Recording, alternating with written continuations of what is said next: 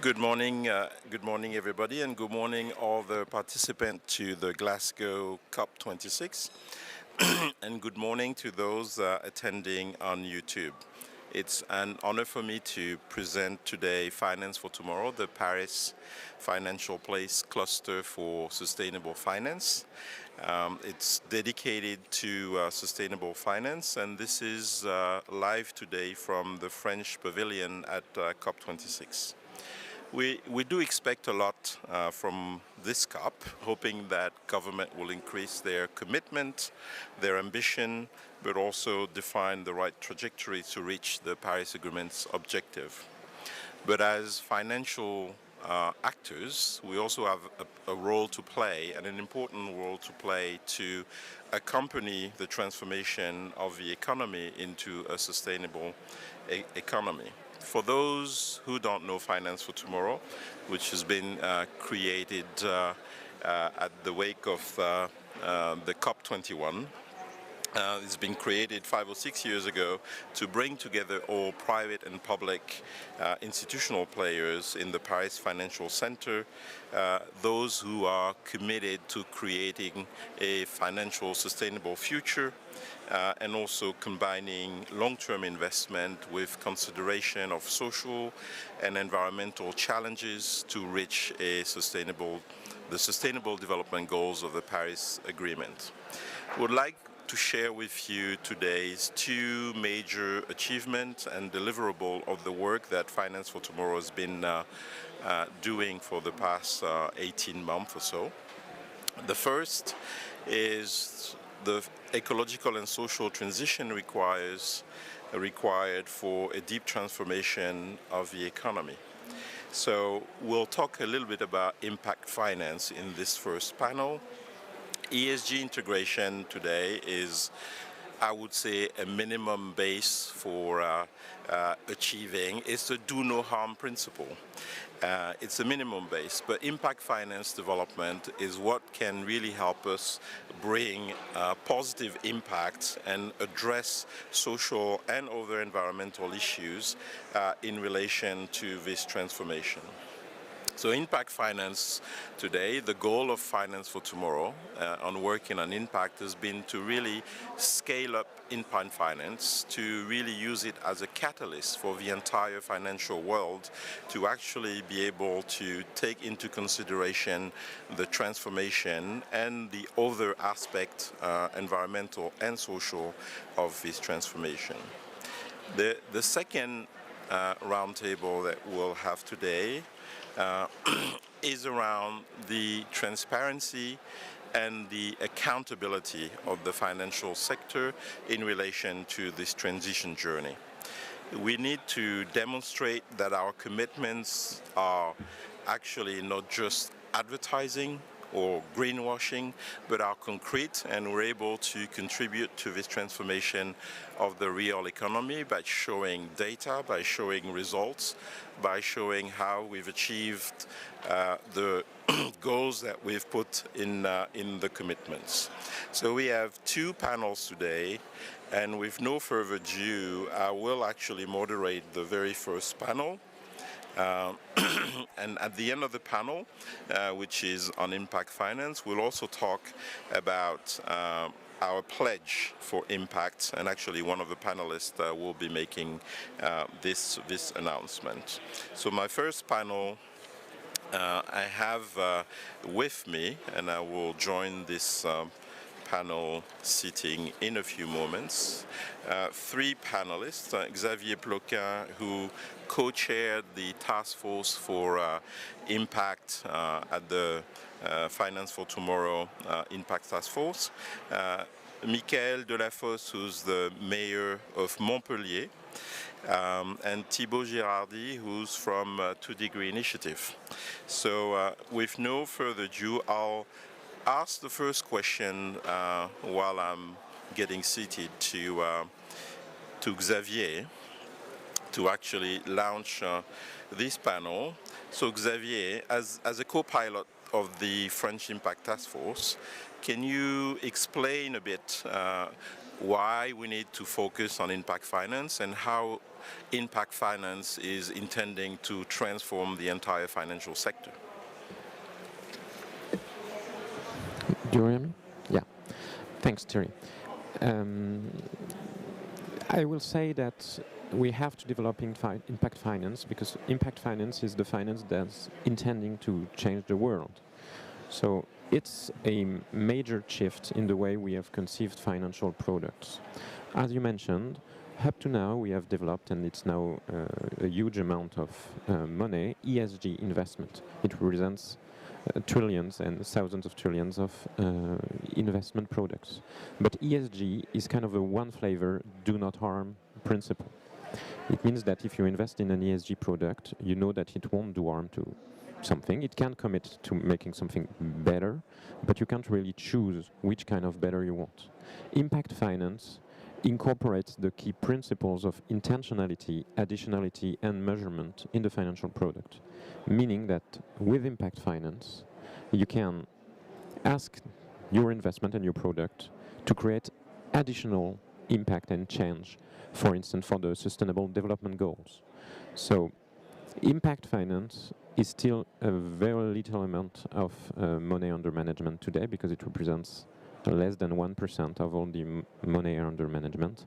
And if we want to reach the Sustainable Development Goals, for instance, it has to increase a lot, more than tenfold, because Sustainable Development Goals achievement needs like 4,000 billion euros a year of additional investment.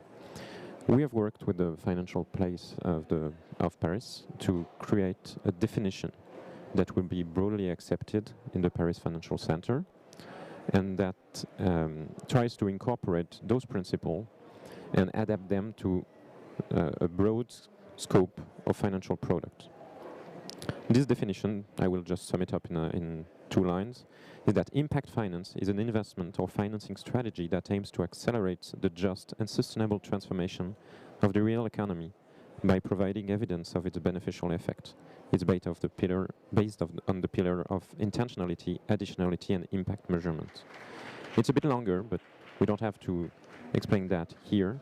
What's key is to understand that if we manage to develop impact finance like we want, then investor, whether individual or institutional, will require and will be able to require in the future for their financial investment to provide a financial return that they choose, but also to provide an extra financial return, for instance, fighting against hunger or gender equality, and they will be able to monitor the real effect of their investment.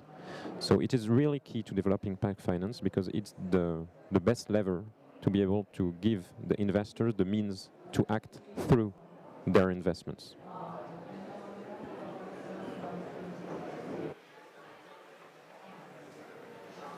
So Thibault, just from where you're sitting at your 2-degree initiatives, how do you see investors being capable of bringing impact into those things? Thank you very much, Thierry. Good morning, everyone. I'm really excited to be here today to talk about this topic. Impact is really important. Maybe before answering your question, let me start by clarifying what investors' impact is. We know what impact is. That's a change in the real economy, like a reduction of CO2 emissions. Company can have impact. They can change their practices to decrease their CO2 emissions. So now when it comes to retail investors, broadly speaking, what does it mean? It means that by making investment decision, they need to change the behavior of the company in order to change CO2 emissions in the real economy. And you can see that investors' impact is indirect. So now let's try to understand what are the investment decisions that can lead to impact in the real economy. Let's take, for example, the example of divestment. When you are divesting as an investor, if you want to have impact, first you need to change the cost of capital of the company.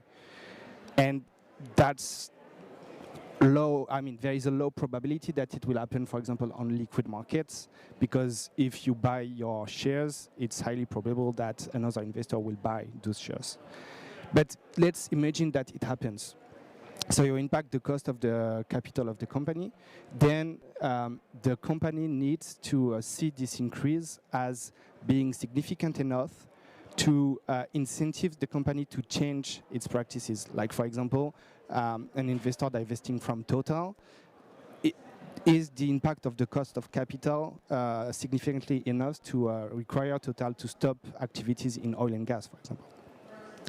So it's really complicated to be 100% sure and science-based what are investment decisions that can have an impact on the real economy.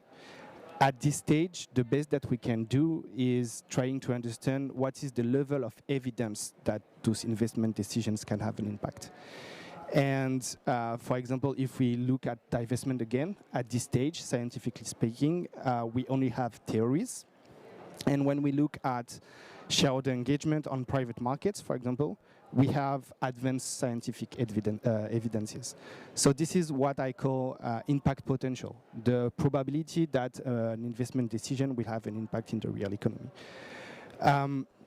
So basically, if the question is how can private investors have an impact in the real economy, they need to put their money in the financial products with the highest impact potential. They won't be sure 100% that they will have an impact, but they may try to maximize their potential. And at this stage, the type of financial product that we identified, there are mainly products such as crowdfunding, because like the retail investors is investing directly in startup small companies. We also identify private equity, because like with majority shareholding and direct involvement in decision-making process of the company, that may lead to impact. And if I would like to end with 3 points, which are basically, if we want to allow private investors to have an impact in the real economy, I think we need to address three main issues. Sorry. The first one is raising awareness. They need to understand what investors' impact is. The second is we need to highlight what are the products with the highest potential impact. And the last one is basically we need to give retail investors access to those products and mainstreaming those products. And for example, crowdfunding, private equity, that's not a mainstream product at this stage. So that's why I think it will be a real challenge in the coming years. So we will take the challenge. So to really be successful in this transition, we have 3 pillars of actor. We talked about the investors, we talked about regulations, but now we'll turn to the public sector and the policy side, which is really driving this transformation of the economy. So I'll turn to the mayor of Montpellier, and I'll actually switch to French. Alors, Monsieur le Maire. Dear Mayor, I would like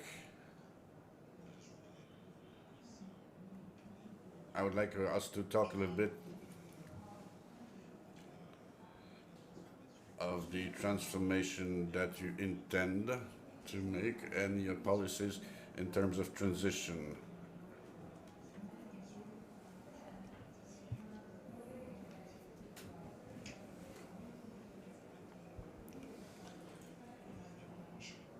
Okay, I'll start again. Thank you very much for your invitation. I represent here Montpellier. It's a city of 500,000 people, very much involved. We'll get back to it, but as many French cities, we are for the ecological transition of our territories. For the last years, the new elected executives believe in the strategies of ecological transition. I'd like here to talk about a few challenges that we have in Montpellier, and then to start a dialogue on how the private investors can help us, because they have to be an actor of these actions. We don't want to break the things. In my budget, functioning budget, for example, that will decrease my margin, my self-financement possibilities. The public transportation is free. We're doing it because it's a measure that says that the mobility, decarbonated mobility, should be free and available for everyone. It's very powerful when we talk about decarbonated mobility. We making with more room for pedestrians, for those who are on their bicycles. So this is a very important driver, helping also our economic actors, because what people do not spend in the transportation, they going to spend it in the shops and other things. So today in Montpellier, the first defenders of the free transports is not the people who are beneficiaries, but the companies who say, dear Mayor, you are feeding us when we have to attract workers, when we have to attract managers. So that was a choice. It's a special trajectory, Montpellier. I told all the mayors that I met during a conference, I told them, make this choice, because it's a very concrete choice. There are other choices of investments in the territory. So today, all the self-governments, in the 80s it was different. It was investment in culture and others. Today it's hydrogen choice, it's tramways, it's the choice for bicycles. Very important for France. We are late, we say, but when I was listening to people from Denmark, I said, wow, we need to be helped, accompanied. We put lots of public investments in the decarbonization of the mobility. Montpellier will be 1 billion euro on the decarbonated mobility for 500,000 residents. And it's also about the buildings, about activating the private investors to be more saving, spending less, but spend more on helping us. This is our decision. In my on my tram line, if there will be no buildings around, what will the people say? The mayor is building a tramway line, but there's no housing around. Not good enough, I mean. So I'm not creating a new dynamics. This is a basic challenge. You could talk us about the engagement of the investors in the story of the transformation. But what's the practical? We'll see how the private investors do it. How do you want them to accompany you in this transition? What tools, what contracts, what partnerships are to be implemented? There are three elements. The first one is that big cities, especially mine, we've got tools. We have got we've got tools which are public policies. We have space. There is space for investors to accompany us. We have a traditional partner, which is the Caisse des Dépôts. It's playing a major part in the play, but we need new stakeholders as well. Second thing, it's an action-reaction thing. We do need, we mobilize debt in order to finance what I've been describing. So you have to be with us. You have to be responsive. Let me butt in. Did you launch a green debt or sustainable debt with criteria, sustainability criteria? This is quite interesting for our investors. Yes, of course, it is essential. It's at each end of the chain. Free transport for the elderly people. It's very tangible for inhabitants. And of course, the fact that our debt has got to be virtuous. I don't want to be shamed. I don't want to be finger pointed by people who would say, hey, the mayor is creating yet more debt. It takes traceability, so it takes criteria, of course. And I'm right now asking around whether we can still have companies using coal as an energy source. If yes, then there is no point in signing international agreements. All mayors have to ask these right questions. Third thing, be with us and stand together with our companies, because they want to be taking part. Our colleagues, our friends in Montpellier from the companies, or people who are 30 years old want to work for companies that bring sense to their lives. So we ask companies what they are doing in terms of environmental transition, and they bring answers. They say they modify their mobility practices, that they pay attention to digitalization. But whenever they mobilize money, they can take an active part. So we have to labelize companies to make them eligible for our markets, and that will feed an exciting story that will showcase the fact that we are making decisions that are embodied that embody the Paris Agreement. So economic actors, economic players, and individuals are changing, and we have to follow the path, this virtuous path. You have a wonderful driver with this labelization, and companies that will be following the right path will find employees easier, which will make them stronger. That's a good transition, by the way, to give the floor to Thibault. A little bit about how companies and investors can actually get involved in this dialogue with the public sector, and in particular measuring impact, because part of the story to be credible in front of the mayor when you're a company or an investor is also to be able to demonstrate how you measure your impact and your contribution. So how do you see this, and how do you see the tools that have been put together by the Impact Task Force for Finance for Tomorrow contributing to really helping investors be able to participate in this dialogue? That's a really important question, not an easy one. I think this is basically what you said. Like, you talked about citizens. I will talk about retail investors. Like, all citizens could become retail investors.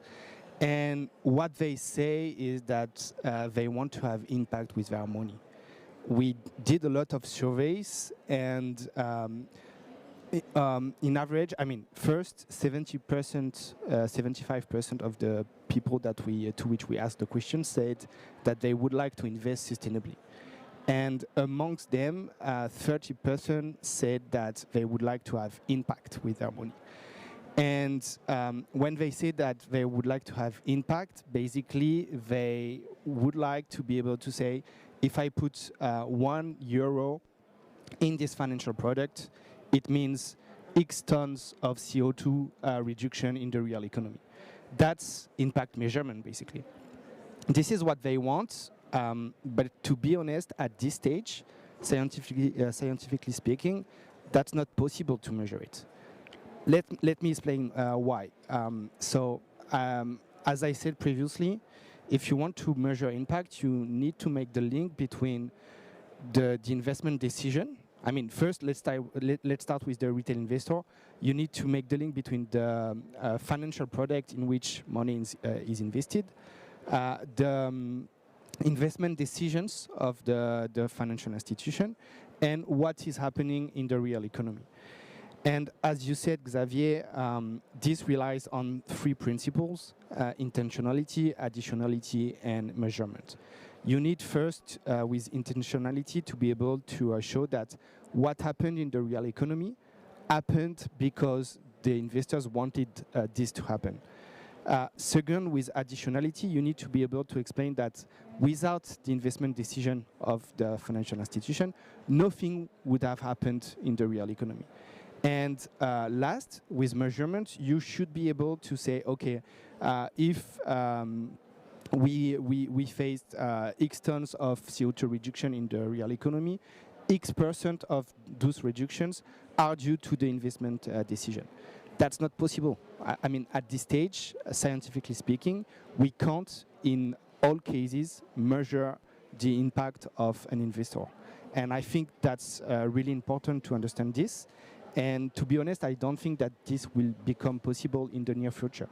So for me, the key question is, what can we do? We can do two things. First, ex ante, at the level of the financial product, we can try to understand if everything is put in place in order to maximize impact potential, to maximize the probability that the financial product will contribute to changes in the real economy. And post ante, at the level of the company, we can try to understand if the companies in which investors are investing money are having impact or not. And so measuring impact, companies' impact, we know how to do it. That's not the challenge.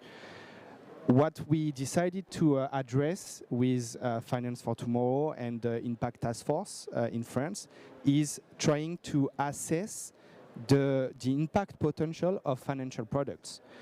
Because at this stage, if you are a retail investor that you want to invest in financial product, you can easily access profiles about risks, about investment return, but you can't access information about impact.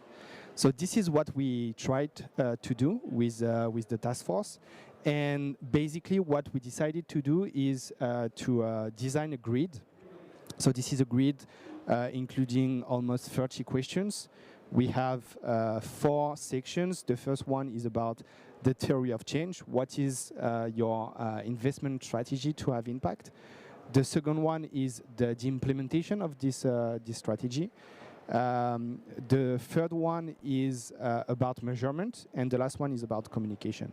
And for each question, we have identified 3 levels of practices, and based on those levels, we are able to calculate and consolidate a score at the level of the financial product, which is a percentage between 0 and 100%. The higher the percentage, the higher the transformation potential is. And this score, we call it the contribution potential of a financial product to the sustainable transformation of the economy. And the ambition is to allow financial institutions to calculate such a score for all the sustainable products that they want to offer to retail investors. And so the next steps, we released the grid a few weeks ago. We are road testing the grid, so we need financial institutions to help us road testing the grid. We need to collect data, and based on this, we will adjust, we will improve the grid. And if we want this grid to be used by all sustainable finance products, the ambition that we have is to use this grid to contribute to the discussions around the update of the label ISR in France, social responsible investment label, and maybe that this grid could be used for the label. Just because you focused on retail investors quite a lot, so isn't it easier for institutional investors, either going through direct private equity or lending portfolios? Do we actually need all these steps since they have information on the potential impact? So these questions about the type of financial product is really important. I talked about retail investors because, as we said, they want to have impact. But yeah, obviously at the level of the financial institution, we know that some, let me phrase it correctly, We have evidences that for some financial product, it would be easier to show impact. Like, for example, private equity, there is a direct link between investment decision and what is happening in the real economy. Infrastructures, you know the topic well. Obviously, like when you are financing a project locally, it's easier to show that you have impact than when you are on liquid markets and just buying shares of Total and owning like 0.0001% of the company. Thank you. Monsieur le maire, je voudrais revenir à vous pour vous demander. I would like to get back to you to ask you if you think that this approach is okay, honest. So let's speak sincerely. What do you think about this approach? Does it correspond with your expectancies, with your future partnerships? Are we in the wrong direction? Now, what was good is to remain frank. We have to say it's not always possible to measure. We can promise people and not keep the promises. This is bad. So thank you for doing it, and I think that's the good direction. We have to, because we're given a visibility. When I was listening to you, I was thinking, how am I going? How do I speak to my economic actors on these subjects? I'm trying to convince people that their investments is part of the combination of the economy, to make it clear. But if tomorrow they say our investors, they help us, this is the proof. It's clear. We can see. This is the public debate. There is a company that is quoted very often, Total, which sends to many contradictions. We can see that today we have to invest, and we need investors. I'm taking the owners from our territory. We are very dynamic. We have very dynamic companies. Well, in this case, you have to come. When it comes to health, you have to come. It's not decarbonated. We have to resist the pandemic. So there are these choices, this visibility. Now, this is very interesting. I think we have to labelize. We need to find the criteria of the labelization. To get back to what you've said, we talked a lot about the things that have been decarbonated, but the agreements in Paris, to many subjects, diversity, social aspects, and other subjects, and human rights, of course. So how do you see it in your politics beyond the decarbonated transformation? How do you position it? Well, we are part of the Global Compact. It's a UN program on sustainable development objectives. It's not about signing. We have to implement it. We have to, because our citizens expect it from us. And people who work in companies, they want to see a meaning, a sense, when they want to see their companies do participate to these actions. So they want to contribute to progress, to change towards the better. So where there is a challenge is to help the companies to identify the investors who are ready to invest it. So there is a visibility to be given. And of course, the question about the carbon is the central question. We keep saying that here in Glasgow.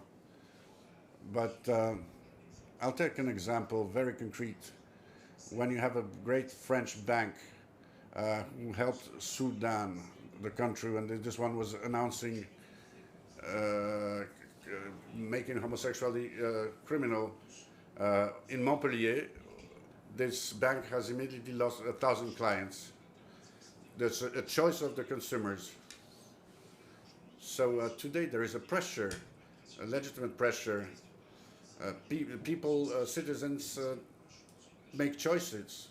I'm in the majority. If tomorrow I hear that a big company who's a partner of Montpellier on subjects doesn't behave properly on international level, about harming people in FDC at the clinic of doctor in Congo, it will be costly, but I will do it, and I will do it publicly.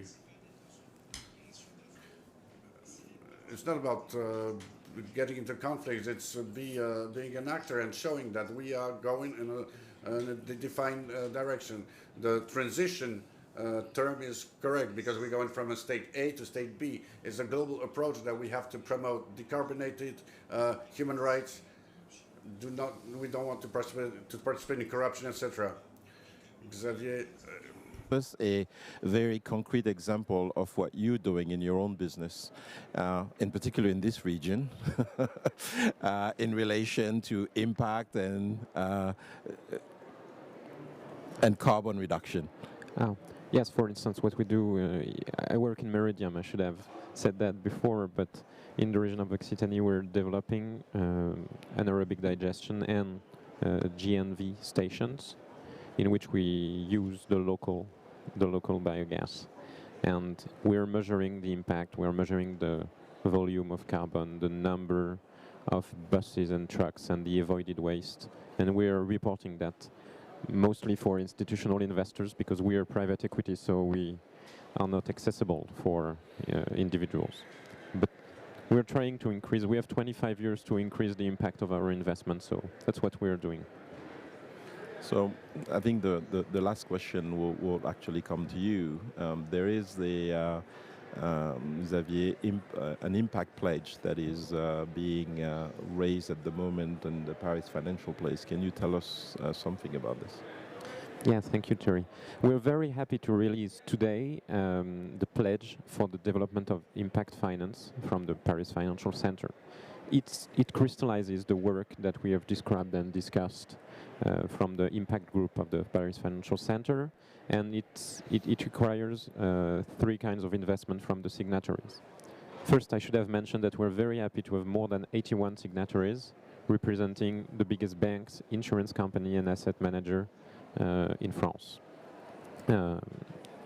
What we require from the signatories is threefold. First, to accept the definition that I have just read before, but not only to accept it, to promote it, to use it in the bylaws, in the documents, in the communication. It's the best way to make it the definition. The second thing is not only to accept the definition, but to stick to the principles of the definition and to effectively measure impact, have an intentional impact that is described clearly using the tools that we have developed.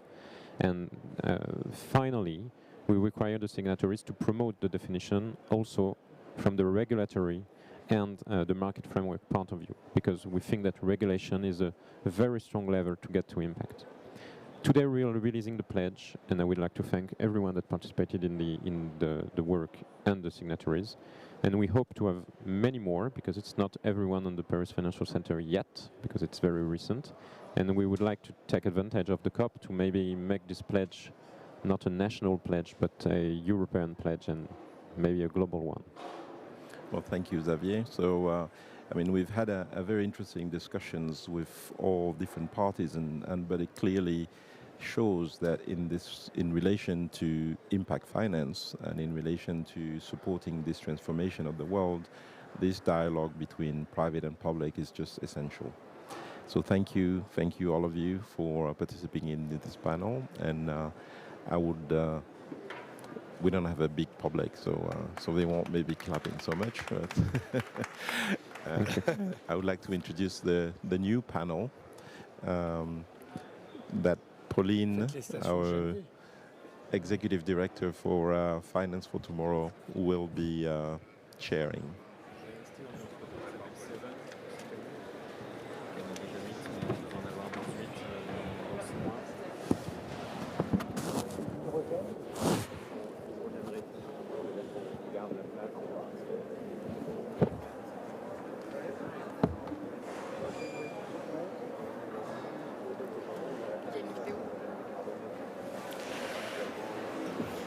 Ils peuvent lancer la vidéo. Il faut lancer la vidéo, il faut avoir... Stéphane, comme...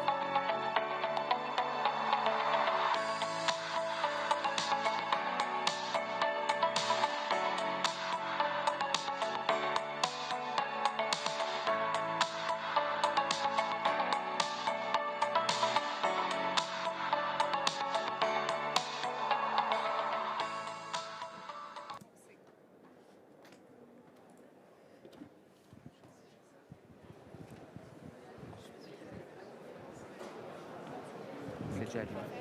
Je peux y aller? Hello everybody, we will start our second part. Is that working? Yes. Okay, perfect. So, hello everybody. Talking about impact is also, as we said in the first panel, talking about measurement. And we launched at the Finance for Tomorrow, the Paris Financial Center, in 2019. We launched the Sustainable Finance Observatory. And so this panel will focus on this Sustainable Finance Observatory. The idea is to explain you what is the purpose of this observatory and what are the perspectives, and we hope that other financial centers will launch such observatory to monitor and follow up the transformation of the financial flows towards the objective of the Paris Agreement. This French observatory is co-piloted by a national association. So we have in the steering committee Finance for Tomorrow, of course, but also the French Banking Federation, the French Insurance Association, the French Association of Asset Managers. We also have France Invest, which is the association that gather all private equity investors. And finally, ASF, which is the Federation of Specialized Financial Institutions. I welcome on this panel first Florence Lussmann, who is chair of the French Insurance Federation, Étienne Barrel, who is deputy CEO of the French Banking Federation, Lucie Pinson, managing director of Reclaim Finance, and finally Stefan Siniuski, I'm sorry for the name, no, perfect, who is special advisor at the French Treasury on environment and climate. So my first question is for you, Stefan. In 2019, the French government asked the National Association to prepare and to launch such observatory. What was the purpose and what was the objective of this observatory? Why does the government ask the National Association to do it? You hear me? Yes. Yes. Thank you first of all for the invitation and the opportunity to be here with you today.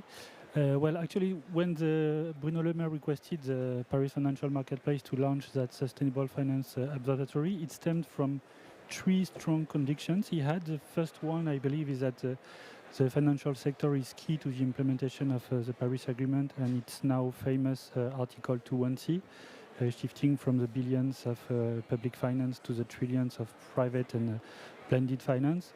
So the private sector has to play its part, and voluntary commitments in that regard are not only welcome, they are very necessary and recognized as such by the Paris Agreement and what has later on became the Marrakesh Partnership. The second very strong conviction is that the Paris Financial Marketplace has strong positions in green finance, but in order to keep leading the way, it also has to lead by example and constantly up its game and make additional commitments. So that's why he requested in 2019 that the Paris financial actors make voluntary commitments towards phasing out coal financing, and later on those commitments have been expanded to non-conventional fossil fuels.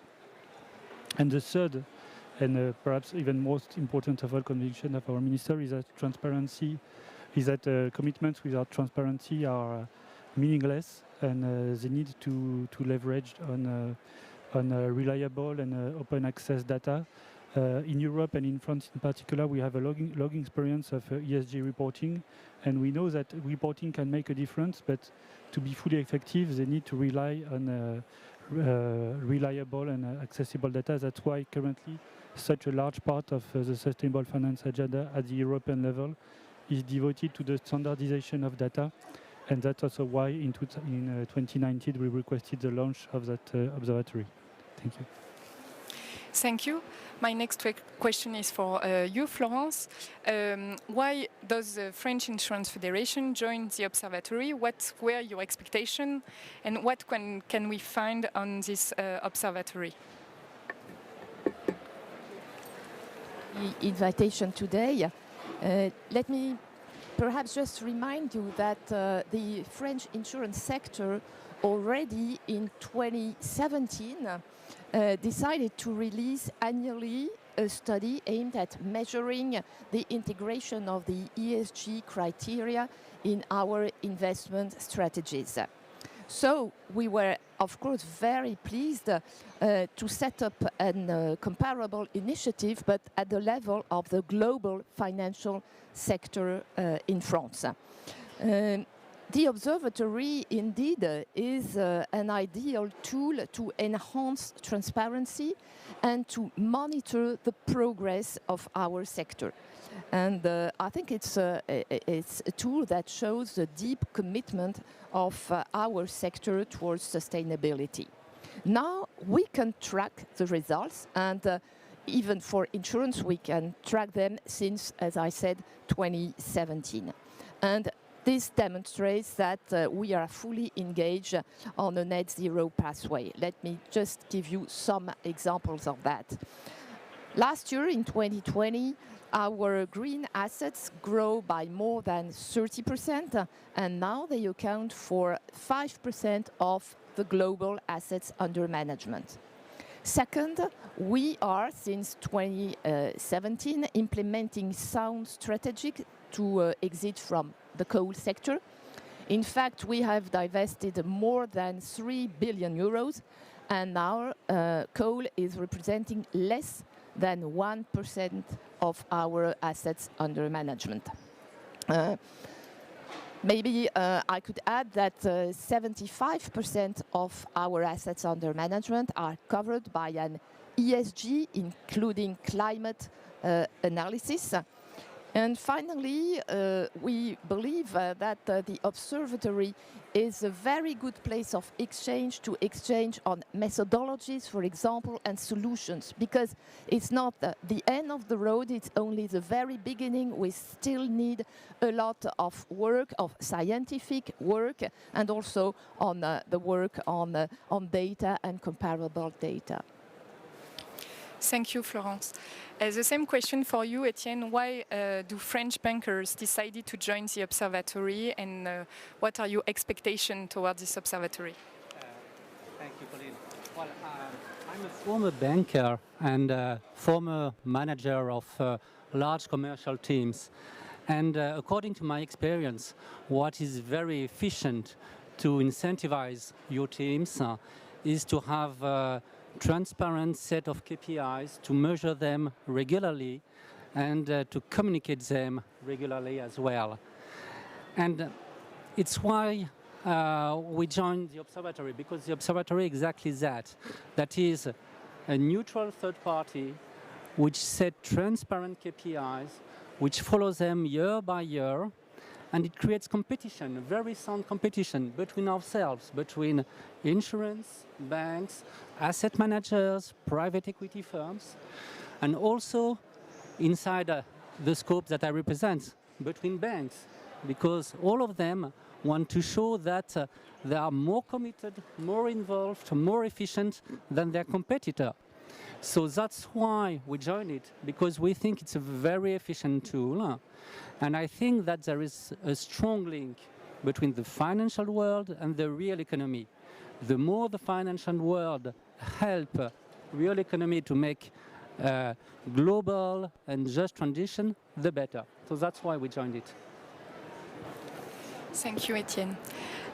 Last, Lucie, so you are a member of the Expertise and Scientific Committee.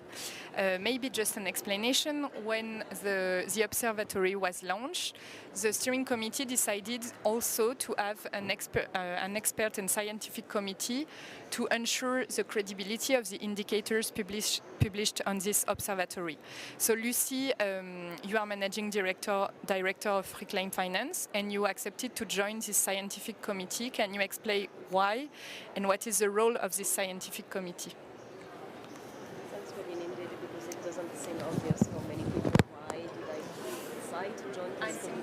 The microphone is off. Yeah. Better now? Yeah, cool. Yeah, that's a good question because I guess it surprised a lot of people when I decided to join this committee. But I'm convinced that finance has a big role to play in the transition and that France has been leading the way over the past. However, today the French government is failing to end its support to new gas projects overseas, and banks have doubled their financing to fossil fuels since the Paris Agreement was adopted. Today is a big climate day at COP, and financial institutions representing 130 trillion of assets under management are committing to achieve carbon neutrality by 2050. This alliance have been joined by French financial institutions. As a matter of fact, AXA is even leading, chairing the Net Zero Insurance Alliance. But yet, what we have heard from the French financial industry in the past week is not enough. According to the IEA, no new oil and gas projects needs to be developed if we are serious about reaching carbon neutrality and keep global warming at 1.5. Yet all the measures that we heard from French financial institutions in the past weeks still allow them to support more than half of the oil and gas projects that are in the table. So yes, I think the challenges to meet our commitment are many and they are significant. And we don't have yet all the answers that we need to fully align insurance, investment and financing portfolio with this net zero target. But the good news is that there is one very clear measure that to implement right now, which is stop oil and gas expansion, because stopping coal is not enough. So I believe the Observatory is a very good place to discuss how financial institutions can work on overall strategy to fully align their portfolio with a net zero target, while at the same time taking action right now on sector-based with sector-based policy. And obviously that's the right, I agree with everybody that it's the right place to discuss the key metrics and criteria that we need to develop and monitor. And that, as Etienne was saying, that the Observatory, because it brings all the federations together and because of its unique position in the French financial ecosystem between the government, the regulatories and the federation, is a very good place indeed to steer up a race to the top among financial institutions and to also discuss how each business line can bring its own answer to the climate challenge and how different financial institutions can reinforce each other. Thank you, Lucie. So, Florence, can you explain us how insurers are responding to these challenges and the presentation that made Lucie? What are you doing in your sector to answer these challenges? My answer will lay in three main points, three main directions. First, the insurance sector as major investors. Second, our role in financing the recovery after the COVID crisis. And third, the adaptation of the real world. If I come back on our investment strategy, I already mentioned our strong commitment to stop the coal expansion. I would like to add that my federation, the French Federation of Insurance, has joined this year the Net Zero Asset Owner Alliance in order to, as a supporting partner, and the idea is to provide the methodological tools for all our members. Last week, we also went even further because, as you said, unconventional fossil fuels are clearly the top priority today. So we encourage French insurers to take further action with regard to fossil fuels. And how will they do that? By developing engagement with companies of this sector, but also by determining a calendar to divest from these companies which don't give up their unconventional fossil fuels expansions. Second, we are fully committed to embed sustainability in the economic recovery. Just one example, in 2020, we launched a huge program which we called Relance Durable France, or Sustainable Recovery France. So it's 2.4 billion euros which are currently invested. especially in French SMEs from the health sector, the tourism sector, locally also. But to have access to this program, companies must comply with ESG criteria. And finally, I would like to say a word on adaptation, because I think we're very special among the financial sector as insurers. We have a direct levy on the real world. And we have a key role in enhancing prevention through underwriting of risk. Of course, we provide direct support when disasters strike, so we go far beyond our role of just payers. And I'm proud to announce today for the COP26 another commitment that are taking French insurers to promote concrete actions from the real economy. First, for car insurance, we commit to promote the use of spare parts from the circular economy when an accident occurs. Second, for home insurance, we will favor green repairing instead of replacement of goods. We will also favor the resort to craftsmen and repairers committed in responsible approaches, label craftsmen, for example, and we will develop partnerships with firms specialized in green repairing. In the building sector also, we are very active to support reuse, and we commit to accepting, after assessment, of course, construction works integrating recycled material. Thank you very much, Florence. Etienne, the same question for you. What are how bankers are involved in to answer to these climate challenges, and what the French bankers are doing to fight climate change and to be on track with the Paris Agreement? Well, banks are very much committed to climate, and since the Paris Agreement in 2015, they really have changed their business model in order to cope with those objectives. And I would take maybe three passes to illustrate that. The first one is to measure how much we finance the green economy. And I will take the example of Florence regarding coal and compare it to the renewable energy, for instance. In 2020, the outstanding amount of loans of French banks to coal, it's in runoff. It's 0.2% of our commitments. It's 2 billion euros. For renewable energy, it's 44 billion, and it's increasing approximately 10% per year. So you see, there is something of a multiplicator of 20 between the two grandeurs. But that's not the only path. The second path is how we exit from sectors that are not part of this transition, that cannot be part of the solution at all. And I take as well the example of unconventional hydrocarbons.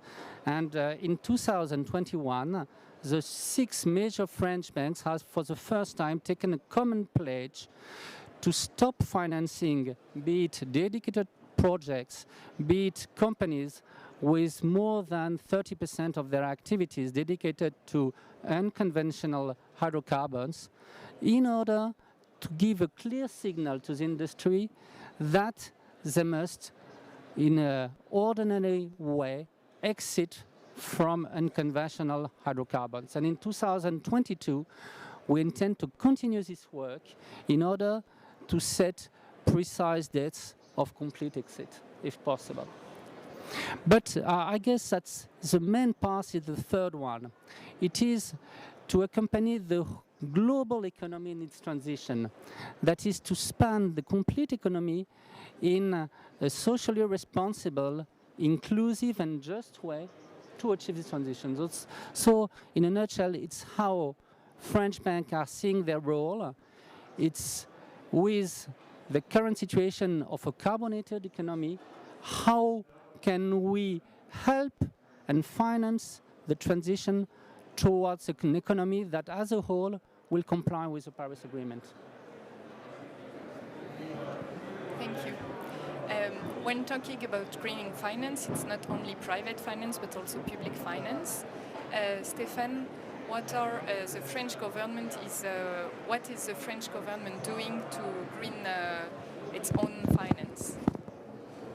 Thank you for that question. But so the French state is not a reporting member of the observatory, but nonetheless we try also. Your microphone.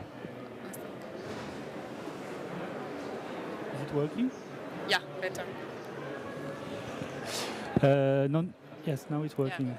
Yeah. Nonetheless, we try to lead by example. And so we have quite a few endeavors to showcase. I will give you 3 examples. The green sovereign bond, the green budget, and the greening of our international financing tools. The first 2 are more of accounting mechanism, and the third one is more about alignment with the objective of the Paris Agreement. So it all started with the issuance of our first green sovereign bond in 2017. At the time it was a world premiere with what I believe was till just a few years ago the largest green sovereign bond issuance ever, amounting to 7 billion euros. Currently the outstanding amount has reached 40 billion euros.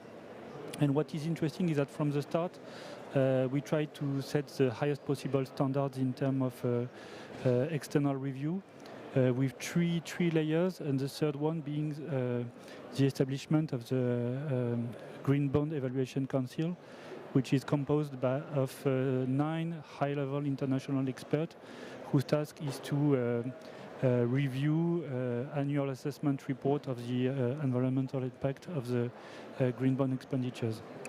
The second example is the green budget, which in a way was the next logical step following the green bond issuance, because with the green bond we devised new way of assessing the environmental impact of some expenditures. With the green budget we embarked on a much more systemic and encompassing approach, covering all of the central state expenditures, amounting to close to 700 billion euros, and tagging at the budgetary program level each of those expenditures along the 6 axes of the EU taxonomy. So mitigation, adaptation, water management, pollution, circular economy, and biodiversity land use. So it remains to this day an experimental project requiring further work, because it poses huge methodological challenges, but nonetheless it has been a major step forward for democratic accountability, I believe. Highlighting the fact that last year 40 billion euros of our central state expenditures had a positive impact, and around 10 billion had a negative impact on some of those 6 axes. And my third and last, perhaps more telling example, is the greening of our international financing tools, so namely ODA, Official Development Aid, and export finance. So ODA is the easier part. It started close to 15 years ago, when we realized the many interlinkages between the fight against climate change and the fight against poverty. We started small by allocating a growing share of our ODA in emerging countries to projects with climate co-benefits. And we expanded those commitments to finally adopt a very systemic and approach, setting a target of 50% of all our bilateral ODA to projects with climate co-benefit. Regarding what is interesting, I believe, is that there is some, in some ways, the greening of ODA paved the way for the greening of private project finance. In terms of fossil fuel financing, for example, we started by excluding the dirtiest projects, which are the coal-fired plants, and then we expanded those commitments to oil and gas exploration, and recently all the oil and gas value chain at our bilateral aid agency, AFD. Regarding export finance, I must admit that it has been more challenging to factor in environmental constraints, because we are pursuing multiple objectives, and we also need to advance at the same pace with others. Nonetheless, it all started 2 years ago at the behest of Bruno Le Maire, our minister, who requested that we terminate the public finance support for coal projects. That was 2 years ago. Last year, we expanded those commitments to unconventional fossil fuels. And just last week, the minister announced that we will advance the review clause of our timeline for ending support for all oil and gas projects. So as of now, the deadline is set at 2025 for oil projects and 2035 for gas projects. Thank you very much. So as you mentioned, public finance and the transformation of public financial flows are not tracked yet in the observatory, but it is one of the objectives of improvement of the observatory to include the transformation of public flows. Maybe also a precision, because I didn't say it before, but the observatory gather all the sustainable finance commitments of each financial actors on a voluntary basis. And we included this year tracking of this commitment. So that means you can find if as a financial actor published monitoring or follow-up of his commitment, you can find it on the observatory, a link to follow up this commitment. A question to Lucie, no, because we are currently tracking on the observatory some indicators such as coal exposure, green investment, but we do not have all the indicators yet, and we also would like to include alignment indicators in the future. So the expert and scientific committee published 2 sets of recommendations this year. Can you maybe explain a little more on what topics are these recommendations and what are the recommendations?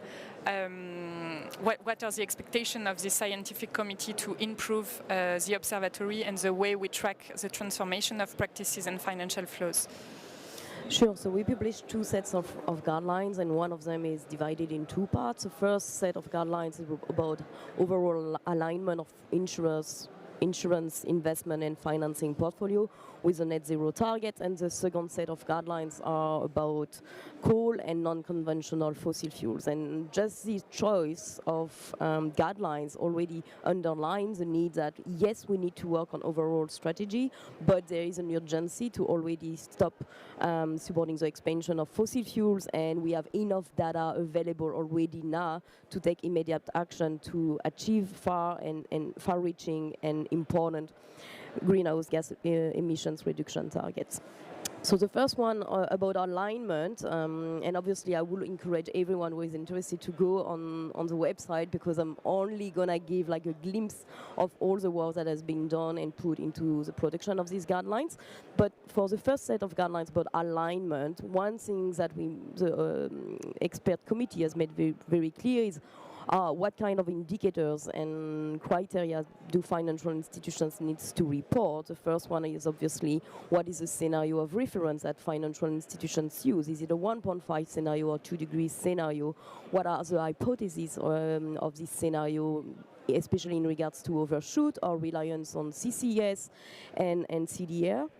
What are also the percentage of assets that are committed to align with the net zero targets? Today, as I said just earlier, financial institutions with 130 trillion of assets are committed to net zero, but it doesn't mean that their commitment of achieving carbon neutrality does apply to this 130 trillion of assets.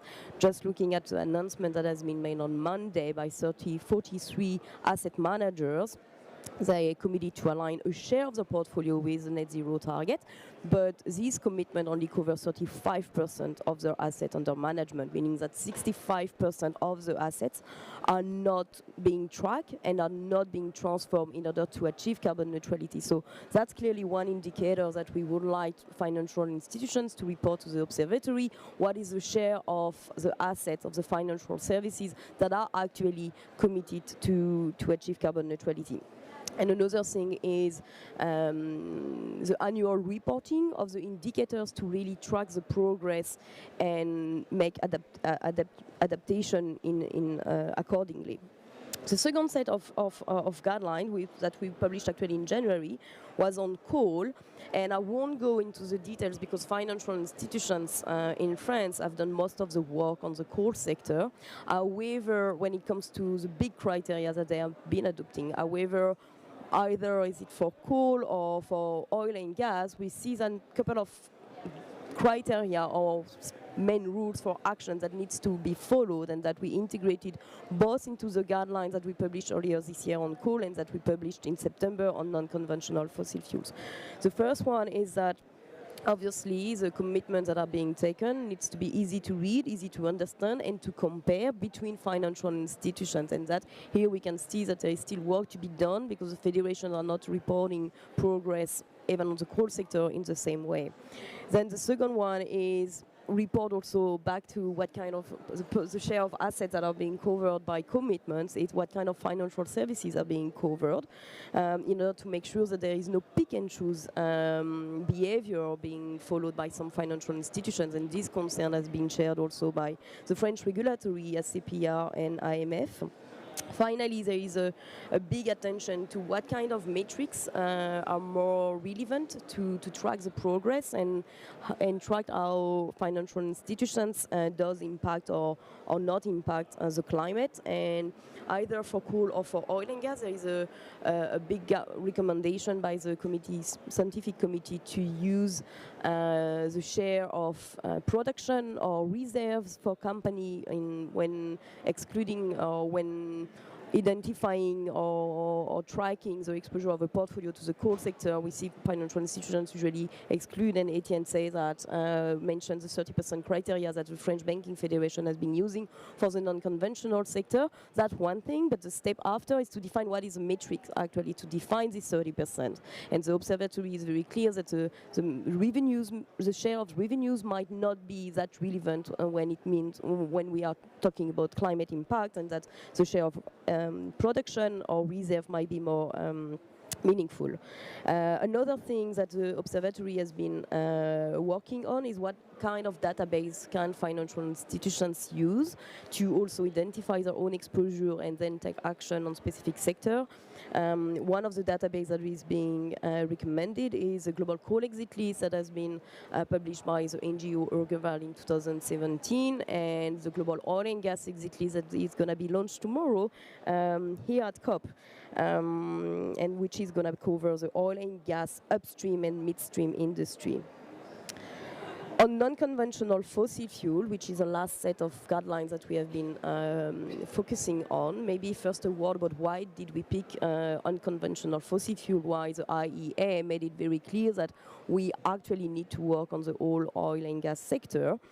Several reasons can be mentioned. First, the call for action from the Ministry of Finance and Economy that was made last year to French financial institutions, but also the fact that we acknowledge that most of the expansion today is going to come from the non-conventional fossil fuels. And if we need to take action to stop expansion, that's a good place to start, and to also show to what extent companies are ready to transition and to stop expansion when they are committing to net zero.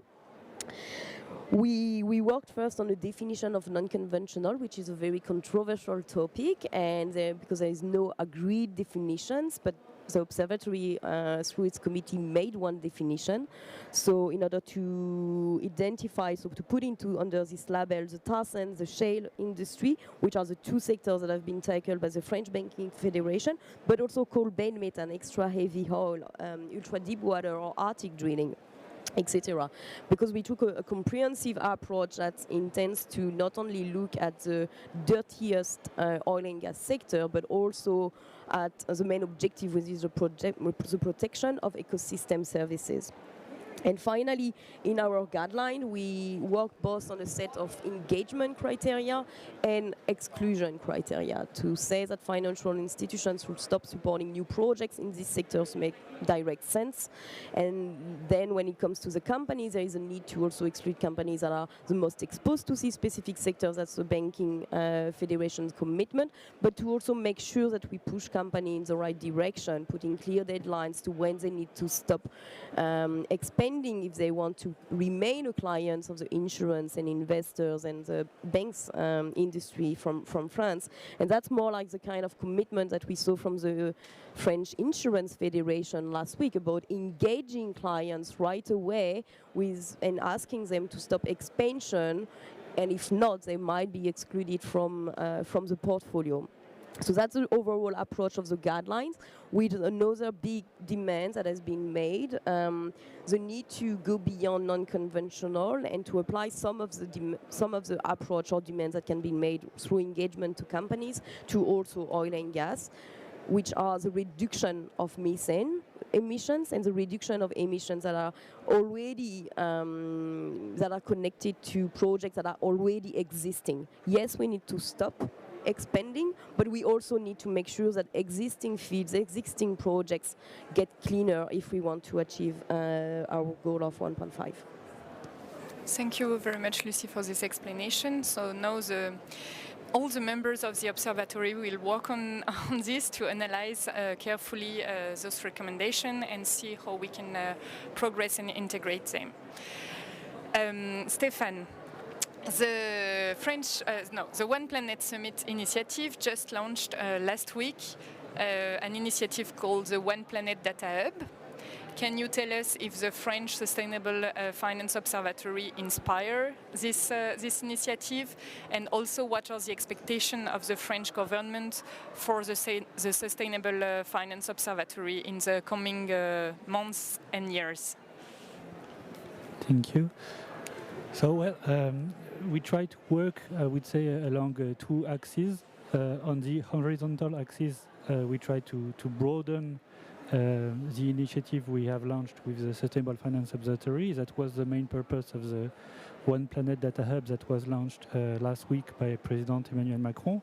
The objective was, simply put, to replicate what we had done with the Observatory for the Paris Financial Marketplace, to replicate it on the international stage with a truly international initiative that has garnered the support of many high-level organizations and personalities, but that we now need to concretely implement. But in a nutshell, it relies on the very same principle as the observatory, which are voluntary commitments, collective action, and peer pressure, leveraged by reliable data. The second axis on which we try to work is a vertical one, which is deepening the work of the observatory. And here I would very much echo everything that has been said by Lucy. We definitely agree that further work needs to be done on the methodologies along the two axes that you have outlined. The first one being the exclusion of the dirtiest projects and activities, and the second one, more top-down and systemic, being the alignment of all activities, the decarbonization of the whole of asset portfolio. And that's precisely what Bruno Le Maire talked about last week at the Climate Finance Day event, when he gave a challenge to the Paris Financial Marketplace, which is to make a concrete proposal by next March for setting a trajectory of decarbonization of their portfolio. So not only stopping the financing of the brown activities, but also enhancing, fostering the transition finance. So he has mandated the former CEO of Amundi, Yves Perrier, to draft a report over the next 6 months, and I have no doubt that Yves Perrier will rely on the extensive support of the Sustainable Finance Observatory in his endeavor. Thank you. Maybe to conclude, Etienne, can you tell us what are your expectations for this COP26 regarding all we have to do as financial actors? Well, I would say that our expectations for the French Banking Federation is both to lead and to learn. To lead, that is, we think that the French banking sector is really at the forefront of financing the transition of the economy. I would just give the figure of out of the 10 most active banks worldwide in green bond financing. 4 of them are French. And so we have really a momentum that we can extend to other places around the world in order to have some traction. So that's the first part, is to lead. The second is really to be very humble, to learn, because we have to accelerate, we have to deepen our commitments, and here it's really the place where you can see that materially, the necessity to act quickly and to act profoundly to change. Thank you. And Florence, the same question. What are your expectations for this COP? Transition and climate change are a shared responsibility between the private and the public sector. I think I've shown that you can rely fully on the commitment of the insurance sector, of the French insurance sector, be it on investment, but also on all the actions that we take toward the real economy. And as Etienne I said, I think we have still a lot to learn. We should focus on research and innovation to design the pathway to this new green economy. Thank you. Thank you to all for sharing your experience and feedback on the observatory. And we call again each financial center and each coalition to set up such monitoring to ensure that the commitments made, the net zero commitments, are not only commitments but are really tracked and contribute to the Paris Agreement. Thank you everybody for your Thank you, Pauline. Thank you, Pauline. Thank you.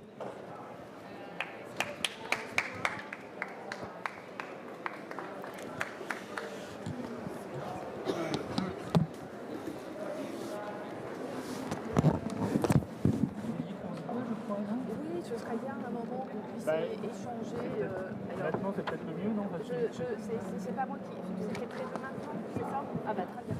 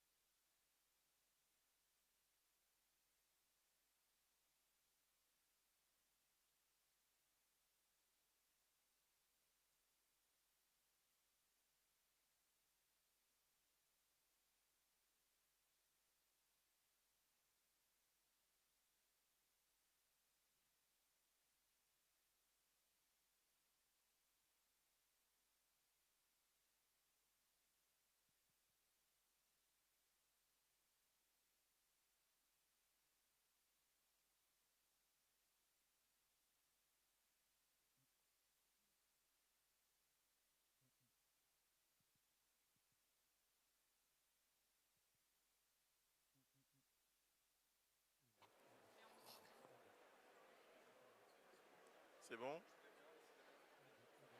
This is okay. Do you hear me?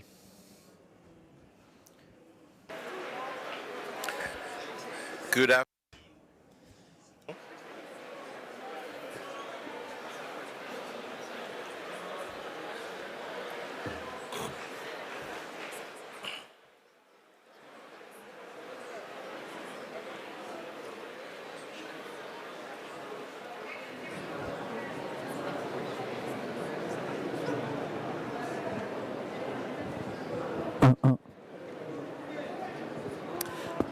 Good afternoon, everyone, and welcome back to the French Pavilion. I'm Thierry Deo from Finance for Tomorrow.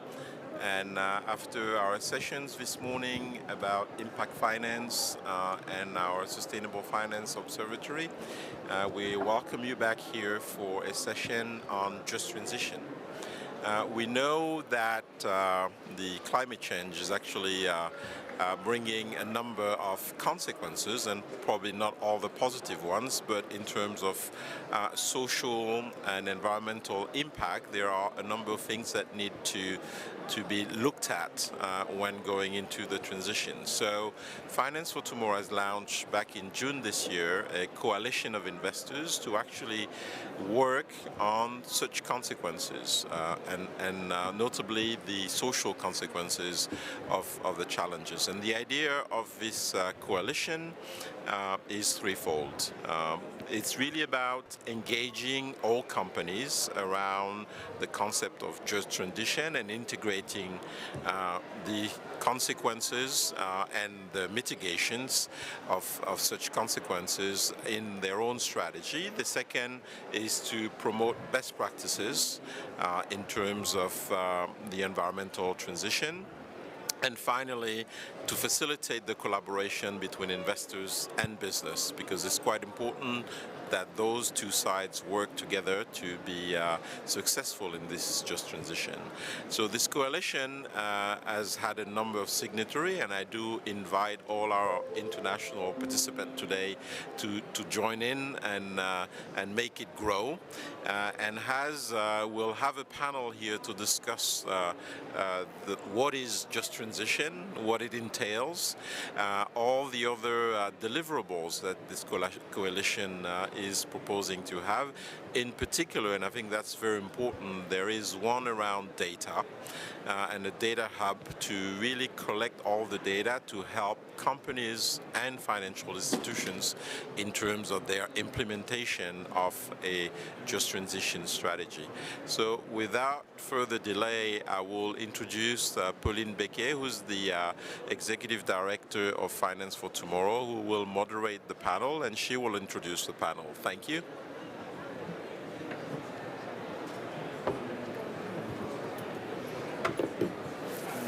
Thank you, Thierry. Hello, everybody. Hello again.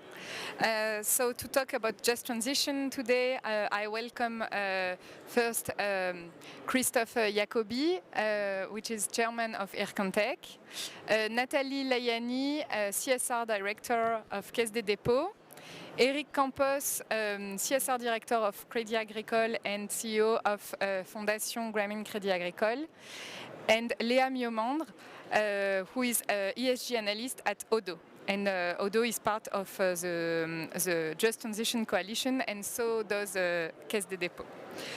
So to start this panel and this discussion, I will start with you, Nathalie.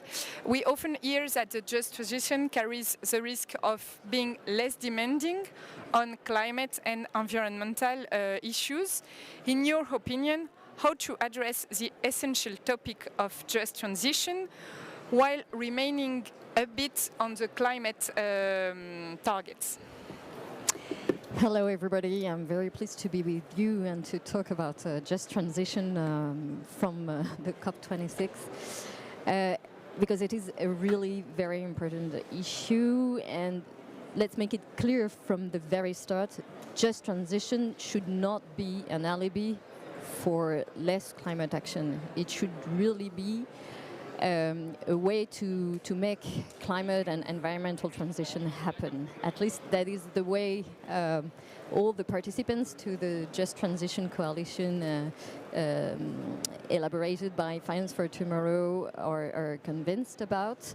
The idea is really to see how to tackle the side effects of climate action, to anticipate them in order to make alignment with the 1.5 scenario happen as institutional investors. So as Pauline said it, this coalition's purpose is really to elaborate on engagement criteria that institutional investors ask to the companies they're investing in to respect.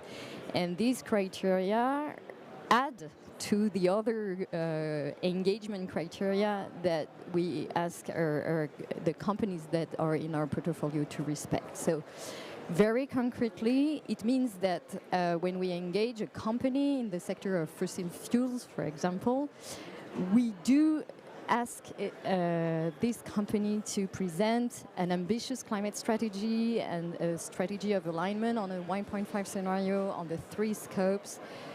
But we also ask this company to diversify its activities and to show us how it anticipates the training of their salaries of their workers, how it anticipates the impacts of this transition on the evolution of the competencies it needs, how it works on social dialogue with trade unions, etc., etc. The idea being to, well, foster the implementation of the 1.5 scenarios alignment, and to avoid being in a situation where, well, you're blackmailed by the company that is telling you, if you want me to align on a 1.5 scenario, for example, well, I need to close power plants and to lay off. And so for an institutional investor that is really committed to responsible investment, it is not acceptable to be in this position. So that's why we, as Caisse de Dépôt Group, chose to really be really committed in this coalition in order to coordinate among institutional investors and build up criteria of engagement that are inserted in the E of ESG and not in the S and the G. The idea is not to equilibrate and to balance between the E and the S, but it's really to have the E be implemented. Thank you, Nathalie. I will switch in French for Christophe. Christophe Jacobi, depuis très longtemps, l'IRCANTEC. For the fair transition, IRCANTEC has put the fair transition at the heart, at the core of its strategy. What are the reasons? Why have you done so? Why have you put this fair transition at the core of your strategy, and how do you do it concretely? IRCANTEC est un régime de retraite. IRCANTEC is retirement in which the active people pay the retirement for older elderly people. So we have to think about the future. We've engaged with a goal of 1.5. So these are commitments about the decarbonated energies and against the fossil fuels. Now we are a long-term investor, so we have to make reserves, and in order to do this, we have to check that our investment is durable, sustainable. In our organization, we have the parity. The trade union defend the employees who are here, and they are here to check that the employees are well treated. We have the duty to go on the fair transition path, because now we have to invest in investments with an impact. Thank you. You've been Odo. I've been a partner for a very short time of the Investor for Just Transition Coalition, hosted by Finance for Tomorrow. The coalition addresses the topic of data, will develop an academic partnership, and also coordinates an engagement strategy. Why did you choose to join this coalition? And can you tell us more about the engagement strategy and the dialogue you want to implement with companies? Sure. So ODDO BHF Asset Management is indeed one of the co-founder of the Investor for a Just Transition Coalition that debuted a few months ago, and there are several reasons why we chose to engage with this specific coalition. The first of them has to do with our identity as an asset manager. So for us, human capital management really is core to our internal ESG rating system, to the way we value companies, because we think it's really a core issue in terms of long-term growth creation, and also in terms of resilience against adversity for companies. So for us, it absolutely made sense to take part in this effort, because the aim is to gain more transparency and really to propagate best efforts among companies in which we invest. So that was the first part. And then obviously a second aspect of why we chose to engage with this coalition has to do with the global environmental social context. So on the one hand, we have the pandemic and the resulting job losses. On the other hand, we have the acceleration of the climate and biodiversity crisis. So for us, I mean, we already know that strong and ambitious action is needed from corporates. We also know that we cannot achieve the humongous effort that is the ecological transition without training, upskilling, reskilling, fairly compensating employees. I mean, we come from the country of the yellow jackets, so we do know that leaving people behind just results in everybody losing out. So yeah, that's why we thought that it was the great moment to really engage with this type of coalition, to really bring our engagement efforts on the climate and biodiversity front with a social strike. So that was really important for us. And you also asked me to develop a little bit about what we do within the coalition in terms of engagement. So we chose a sectorial approach. So the idea was to really identify the sectors which are most impacted by the climate crisis and subsequent ecological transition, but also which are simultaneously the sectors really exposed to social risks. So for now, we have 5 different working groups, one on energy, one on transportation, one on infrastructure, one on food and agriculture, and one on the financial system itself. So ODDO BHF is co-lead on the food and agriculture working group together with Rothschild AM, and now we are in the process of selecting target companies and really coming up with specific KPIs with which we're going to engage with companies. And the idea, maybe to finish up, is to really start with engaging with best-in-class companies to really gain in expertise and maturity on the topic, to really understand the specific issues of each sector, and then to engage with laggard companies by sending letters, email, conducting regular meetings, and also obviously engaging in terms of supporting shareholder resolutions. So yeah, that's the plan. Okay, and maybe just a precision, is that the dialogue will be on focus on indicators, or it's more large and to integrate the social dimension in the climate strategies? It's actually twofold. So the idea is really to engage in the large sense of the term, to really understand why some companies are taking actions, why some aren't, what are the limits, what are the blocking points, and then to really engage on specific KPIs to really have some concrete impact on really specific measures. Thank you. Eric, the Crédit Agricole group is also at the forefront on the topic of transition and just transition. Through your asset manager, Amundi, you recently implemented a new investment strategy within the Amundi Responsible Investing (SICAV) Just Transition for Climate Fund. This European bond fund has the quantifiable objective of supporting the energy transition while ensuring social cohesion. Can you tell us more about this innovative fund? Yes, of course. Thank you very much to give me the pleasure to say a few words about the just transition. We have to know that in order to be able to face the climate change and to be sure that we're investing on the, I would say, on the virtuous companies, this is quite complex to measure, for instance, the temperature of the portfolio.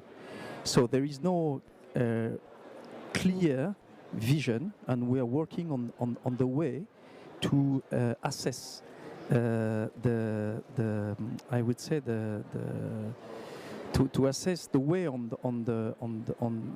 taken by the company. This is for climate purpose. The just transition is very complex to define what we call the just transition, and we're working on the way to develop tools to be able to measure the just transition. And Finance for Tomorrow has been working on this just transition definition. OECD is working as well on the right definition, on the definition of the just transition. And all in all, we believe that for defining the just transition, we have to take into account the impact, negative and positive, on workers of the companies that are transforming their business model. The consumers, the question is the company delivering affordable product? Local communities, because the solution of the just transition is not at the global level, but at the local level. So communities, local communities are very important, positive and negative impact, and society at large. So to be able to, at least to approach, to reach the idea of just transition, we have to take into account this different impact on stakeholders. So the objective of Amundi was to try to define, to structure a fund, an investment fund, being able to have a positive impact all in all on the climate and positive impact on transition. So it was quite difficult. So the first criteria is to be sure that the company are fully aligned with transition to a Paris Agreement. This is the first selection criteria. And the second criteria is to measure the scoring of the company with an innovative tool, which is the Just Transition scoring that we have developed on a homemade development. And then, of course, to check the engagement policy of the company, to be sure that is not just a picture of the company that we have taken into account, but a trend, a positive trend. So all in all, we have defined an investment fund taking into account the three criteria. First, is the company aligned with the objective of Paris Agreement in terms of exposition to physical and transition risks, first. Second, we check whether the carbon reduction target is aligned with the Paris Agreement. This is the first criteria. Then we moved to the Just Transition scoring, as I said, and we tried to measure the scoring of the company with the four big topics that I mentioned before. Then we have defined the context of the portfolio, and then we try to beat the benchmark, the benchmark in terms of carbon emission, and we target almost 20% decrease in carbon emission because it's a best-in-class approach. So we try to beat the benchmark. We try to beat the benchmark in terms of ESG because in Amundi we have a 100% scoring on active management of the fund. So we try to beat the ESG scoring, and we try as well to beat the Just Transition score. And then, after everything, we measure the temperature of the portfolio in order to be sure that at the end of the story, we are aligned with the climate strategy and Paris Agreement. And this is, of course, working. And as you can say, as you can see, Now we are obliged to develop a new tools such as the transition, which is of course the beginning of the story for a company as Amundi. And do you have in your tool also exclusion? Correct, we have exclusion. Yes, we have a first range of exclusion, and then we start working after the range of exclusion. And for instance, we put aside all the, I would say, very dark company. Okay. Thank you for this explanation. Nathalie, we will focus now on the S of ESG, as you started to talk about it. The social aspect is really gaining importance through the development of tools and the level of investment. But does the development of the concept of just transition do not present a risk of social washing as we had before greenwashing? Yes, indeed, there's a risk of social washing, and just to go in the same direction as my colleagues, I'd like really to underline the necessity to develop specific criteria for just transition. The idea is not to use the S criteria, the social criteria, but really to address the side effect of climate action and to deal with all the impacts on the several stakeholders that were mentioned. So. For Caisse des Dépôts, which is a public financial institution that is both an asset owner and a public national development bank, the issue is not only to engage companies we're investing in order to to have them treat these side effects, but it's also to accompany local communities in order to prepare and anticipate further reconversion of different sectors, the energy sectors, with the coal mining and the coal power plants closing, for example, in France, but also foster the anticipation of all the business models transformation that companies have to think of and have to implement locally. So all this action cannot be thought about and implemented by investors only and by public developments only. It definitely depends also of what states and governments action are implementing on just transition. Of course, it's really a matter of public policies, but on the side of institutional investors, what can be done to avoid the social greenwashing you were talking about, Pauline, is, well, first of all, of course, to coordinate and to really come up with common criteria and indicators, because otherwise, as for other ESG principles, you will have greenwashing and less demanding indicators. So we really need to put everybody at the same level. We also need to share data and to coordinate on the way we engage companies. That is to say, to implement a collaborative shareholders dialogue. But of course, it was said before, you can't address all these sectors confronted to climate transition the same way. It's not the same to talk about just transition when you address a company in the automobile sector, which is not only faced with issues related to workers' reconversion, but also with energy price and electricity price increase. Then a company in the agro and food sector, and so that's why in the coalition we're very keen on working on different engagement criteria according to different sectors, to share data and also to work with academics on this. Because otherwise we could be a bit biased. So that's very important for us to work with Institut Louis Bachelier and other academics on these issues. Yes, you're right. Indeed, this is clearly the objective of this academic partnership, to help both investors and companies to think about what are the relevant indicators, what are the specific issues we should look at in each sector, but also in each geography, because talking about just transition is clearly not the same in Europe than in Africa or other emerging countries. Definitely. Christophe, and I will switch in French.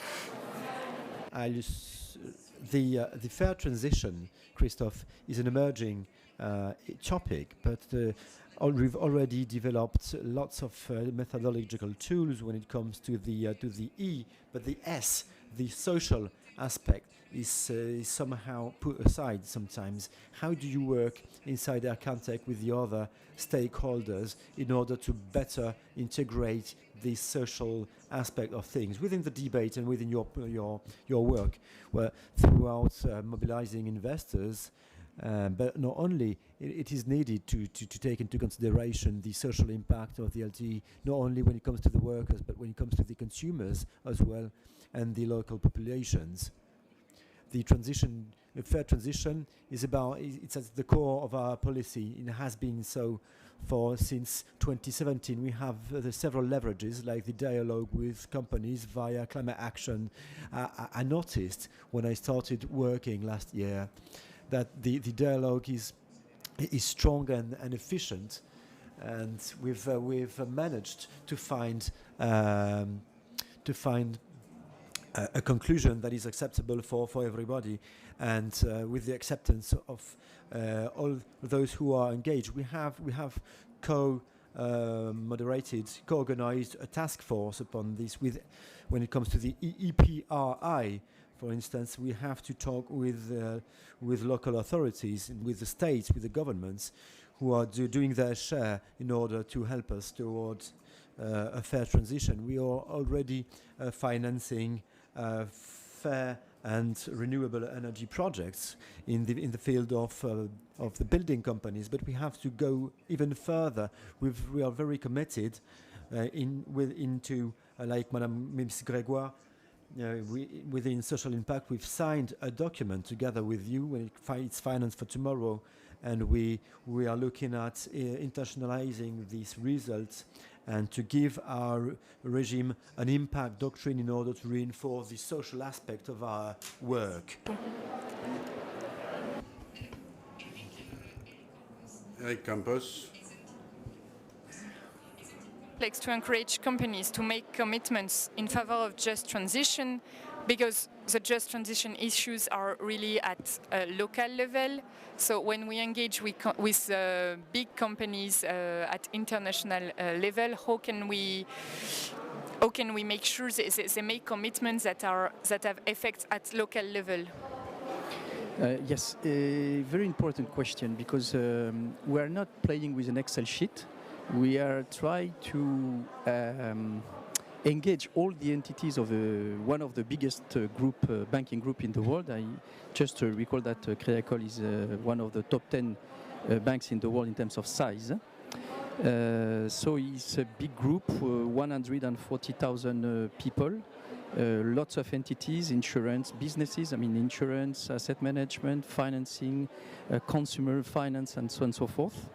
So the question was how to be sure that we go on the same direction, all the entities, first of all.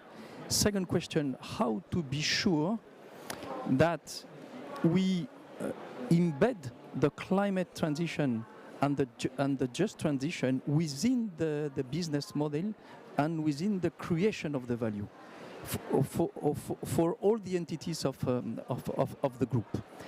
And we have to admit that for the financial sector, the just transition is a big concern, because we cannot succeed in the climate transition without strengthening the social cohesion. So the two dimensions, climate and transition, and of course very close each other. So the decision we took is, first of all, to use the same tool the same tool for rating the companies within the group. Meaning that for asset management and corporate investment banking, we use the same rating for companies. This goes to the fact that we are obliged to use public data. Big question. We don't have time to talk about data, but non-financial data is a big concern for the time being.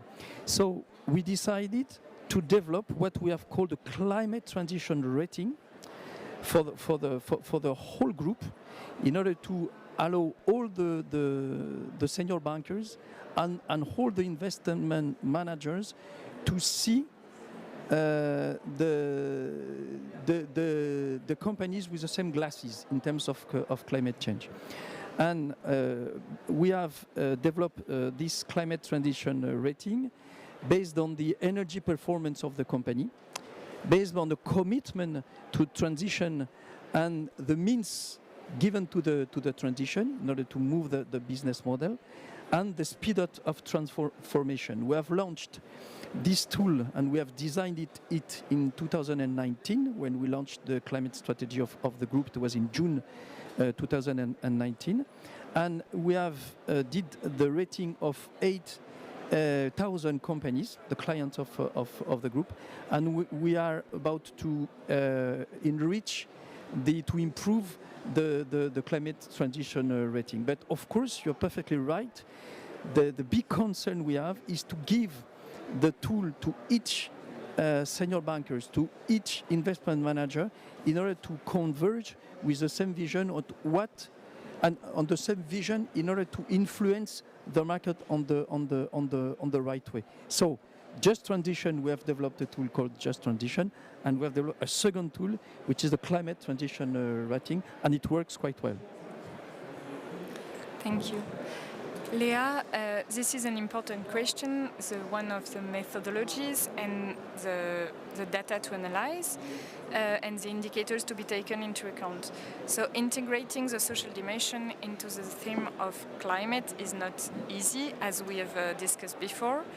But beyond the indicators, how do you build the dialogue with issuers essential for measuring the quality of support and also to ensure this local level is taken into account? Thank you, Pauline. You're right. Besides the crucial issue of data that we discussed, the quality of the dialogue that we'll have with companies will really determine the output and the impact that we can have as a coalition. So the way we structure our approach to go around this problem is that we really start by identifying and contacting best-in-class companies first, and also industry experts to gain in maturity to really have a better understanding of the realities and specific issues of specific sectors. And then we come to them as partners to really understand how they work and to co-create solutions together. And once we'll have gained this deeper maturity, we'll then start engaging with companies that we perceive have as lagging behind in terms of social dialogue and just transition planning. So the way also that we tailor our approach to maximize our impact and to maximize the quality of dialogue is that we really try and cover the entire value chain. So I'll take again the example of the food and agriculture working group that I work with. So for instance, for us, the issue is really to tailor our approach to really engage with companies within the pre-production phase, so the fertilizer manufacturer, the pesticide manufacturer, but also to engage with companies within the production phase, within the post-production phase, so the processing companies, the transportation companies, and finally with the consumption phase. So for instance, the retailers, the distributors, and so forth. So really tailoring our approach, tailoring the KPIs, and also very important, really address the needs of all of the stakeholders, so the producers, but also the manufacturers and the consumers. And the idea is to really build a more efficient dialogue by focusing on issues that have not yet been the focus of investor engagement campaigns. So issues that are not yet extensively addressed by the companies themselves, in order to not have some kind of engagement fatigue from the companies as well. So even though some issues are not completely treated, we chose not to focus on them first. So for instance, we will not focus immediately on food waste for the food and agriculture sector again, or recycling, or even child labor, because these issues are really over-addressed so far. So rather we would focus on highly material but under-publicized issues like the remuneration of farmers, the availability and accessibility of sustainable food for consumers, the environmental resilience of farming models, and also issues around the rights of indigenous and local communities, just to name a few. So really, to sum up, in order to have the most efficient dialogue possible with companies, the idea is to start by building expertise and co-create solutions, really adopt a partnership approach, and then focus on under-addressed issues to maximize the impact that we can have as a coalition. Okay, and maybe one more question. How do the company today react to this concept of just transition?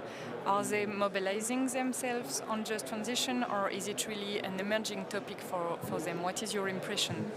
It is absolutely an emerging topic, and it's also quite niche. It's perceived as niche because it's mainly addressed by large companies and European companies. But it is a topic that is gaining momentum also due to the global social context. So that's also why we chose to approach this coalition with some kind of partnership in mind. So really to co-create the solutions together, to really work in partnership, because we know companies are more focused right now on the environmental aspect of things, and we want them to understand that these are not separate issues. These are really the two faces of the same coin. Maybe, Nathalie, do you have a reaction on the way companies treat just transition to date, how they deal with it?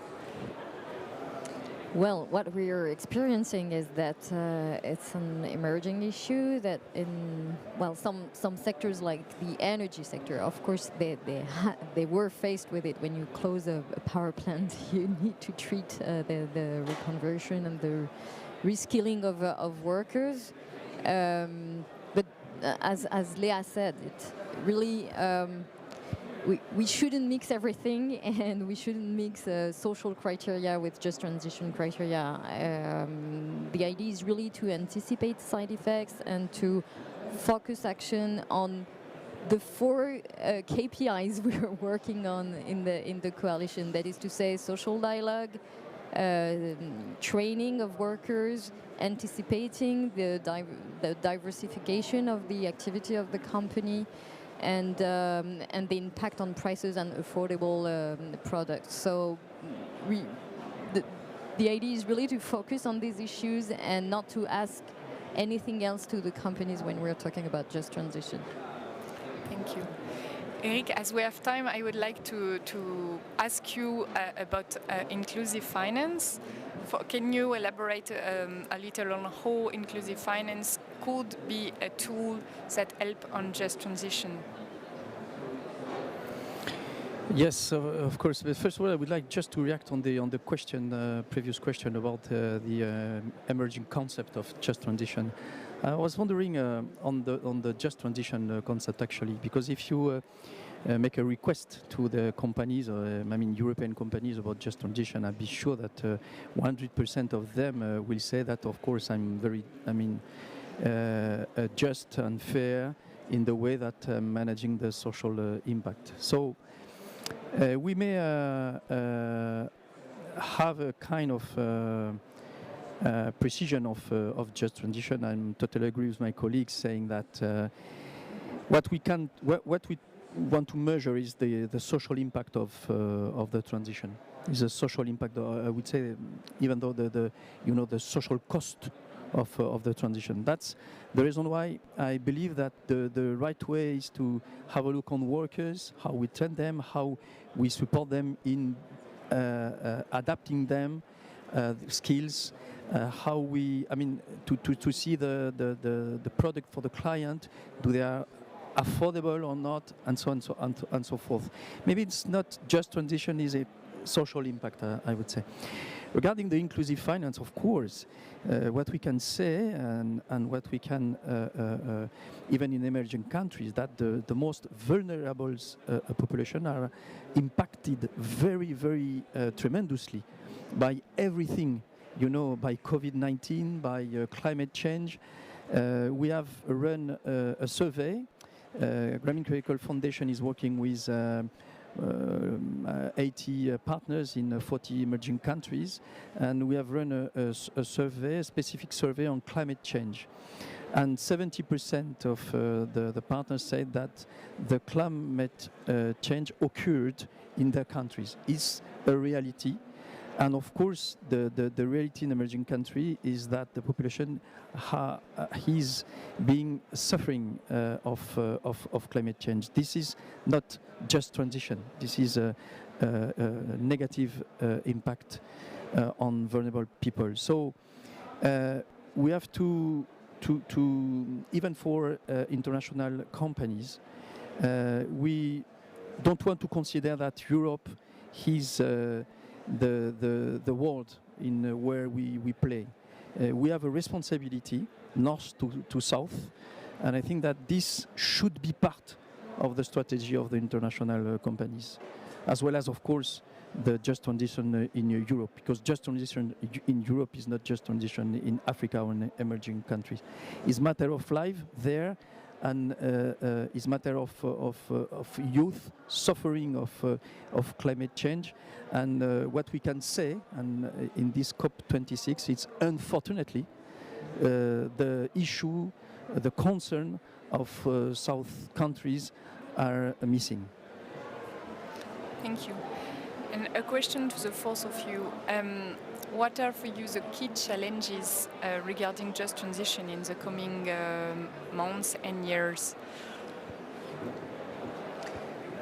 I can start if you wish. Well, we are at COP26, and we can say that just transition is a challenge of the negotiations as well, because all we've talked about is also a challenge at the global level. Developing countries are asking for financing in order to, implement climate action without the social side effects. Some of them are also maybe trying to use the social alibi and the side effects of climate action to lag a bit behind. So the concept of just transition is in the preamble of the Paris Agreement, and I think it should be also part of the indices of the countries if we want to really manage to reach the Paris Agreement objectives.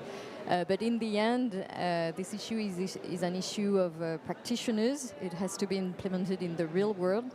And so it's quite important that investors also commit to implement just transition, and because Début is part of a coalition called the Net Zero Asset Owner Alliance of institutional investors committed to carbon neutrality by 2050. It was quite important for those investors committed to carbon neutrality to also integrate just transition commitments into their action. So yeah, it's a big issue for the COP26 success as well. So in the Net Zero Asset Owner Alliance, you have to also commit on just transition, or it's on a voluntary basis, or the guidelines ask you to commit on just transition? Well, for the moment, it's a global commitment that we took when we signed the Net Zero Asset Owner pledge.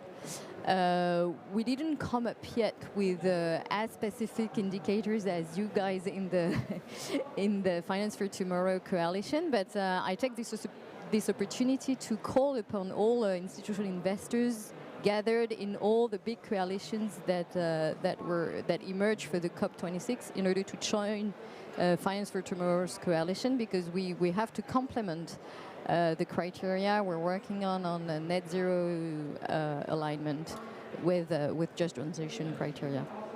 Thank you. Leah, do you want to react? Sure. I completely agree with Nathalie when she said that the just transition should be part of countries' NDCs in the future. I think that's one of the biggest challenges, and also directly linked to that, I think that the biggest challenges rising from the concept of just transition in the coming years has to do with data, has to do with the availability, measurability, credibility of just transition related data, because so far we are still debating on the definitions. We are still convincing companies that this is not a niche issue. We are still convincing governments that this is actually a pressing matter. And I really think the social taxonomy that will be incoming should be of tremendous help.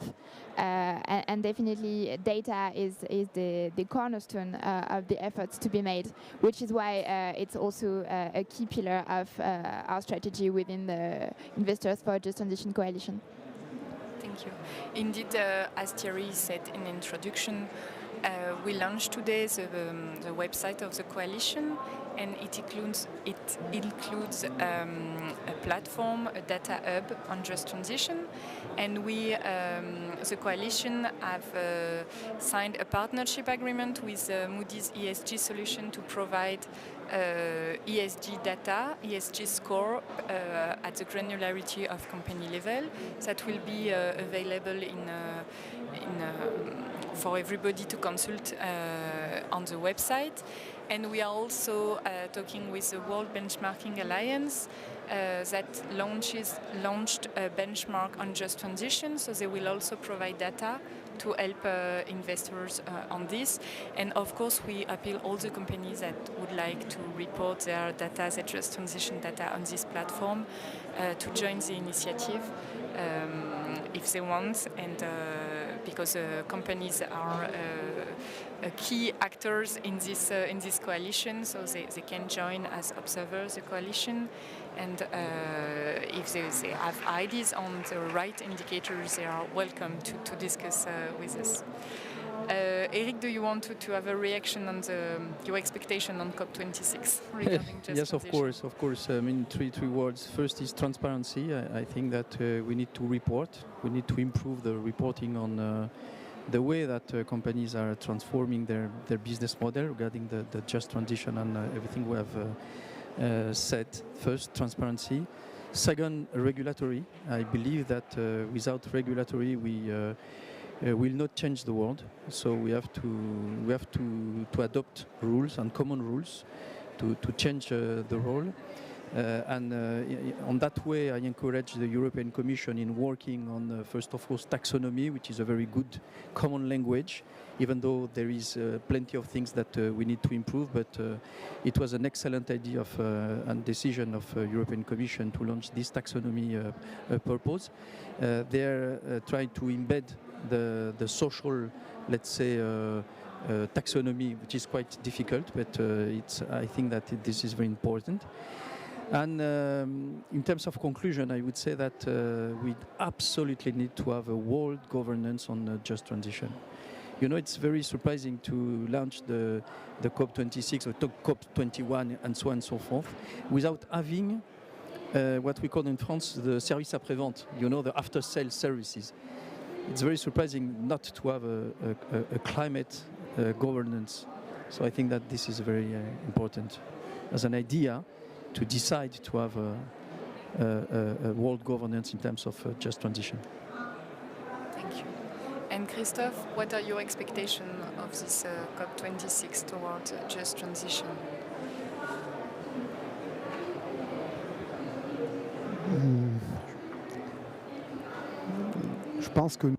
I think that we are investors, and as such, we are going to transcript, to take note of all these proposals in order to push assets management companies to go down that path. This is our driver. This is our leverage. So I would like us to come off this COP26 with quite specific visions when it comes to the implementation of this fair transition. The Investor for Just Transition Coalition bring together to date 26 members representing more than 4 billion of assets under management. And we appeal today on all international investors who would like to work on just transition to join the initiative. Of course, the more we are, the better we can act, and the better we can also influence companies. And we need international investor also, because we would like to work on all geographies and not focusing only on Europe. As I said before, the issues are very different from one country to another. So we really need to have a large panel of investors investing in various geographies to have an impact on just transition. And I also wanted to mention that we are also working with Sustainalytics on the engagement side. They will bring their expertise to the coalition to help investors to manage their dialogue with the companies. Do you have any comments or any concrete example you would like to share before we close this panel? Just a few words, because we didn't talk about it, but we already have a matrix that can foster just transition. It is called SDGs. I mean, it's obvious, but if countries and if investors really align their action on the SDGs, we have a chance to implement a transition that is just for the people. And that's the purpose of the SDGs. So we shouldn't forget that. And the other crucial element is, as our colleague said it, it's also, harmonization of non-financial reporting criteria. It's a big challenge at the EU level. There's a fight going on at the international level on who will produce these new norms, extra financial norms, new ways of evaluating a company's value. I think it's paramount to really harmonize these extra financial indicators in order to really speak the same language and to have good criteria that are material and compulsory. Thank you. Any other comments? I might want to add something regarding the fact that it's important for us as investors and also for our companies in which we invest to consider and better assess the risks, the social risks linked to the environmental and ecological transition, but it's also really important to consider the just transition as a formidable opportunity as well. So it's also really important to engage with company and co-construct with them their upskilling plans, their reskilling plans to really make the ecological transition a transition that works for the people. So really, it's important to gather home the point that the just transition is not just a risk to be assessed, it's very much an opportunity for everybody involved. Thank you very much, Leah, for this concluding words. Thank you to all the panelists, thank you to all the members of the Investor for a Just Transition Coalition and to our partners. And I invite you to visit the website that we just launched a few minutes ago. So it's not live. Please do not hesitate to go on the website. It's investor for justtransition.com. And you will find it, and you will find the first set of data we've published today. Thank you to all. Thank you. Thank you.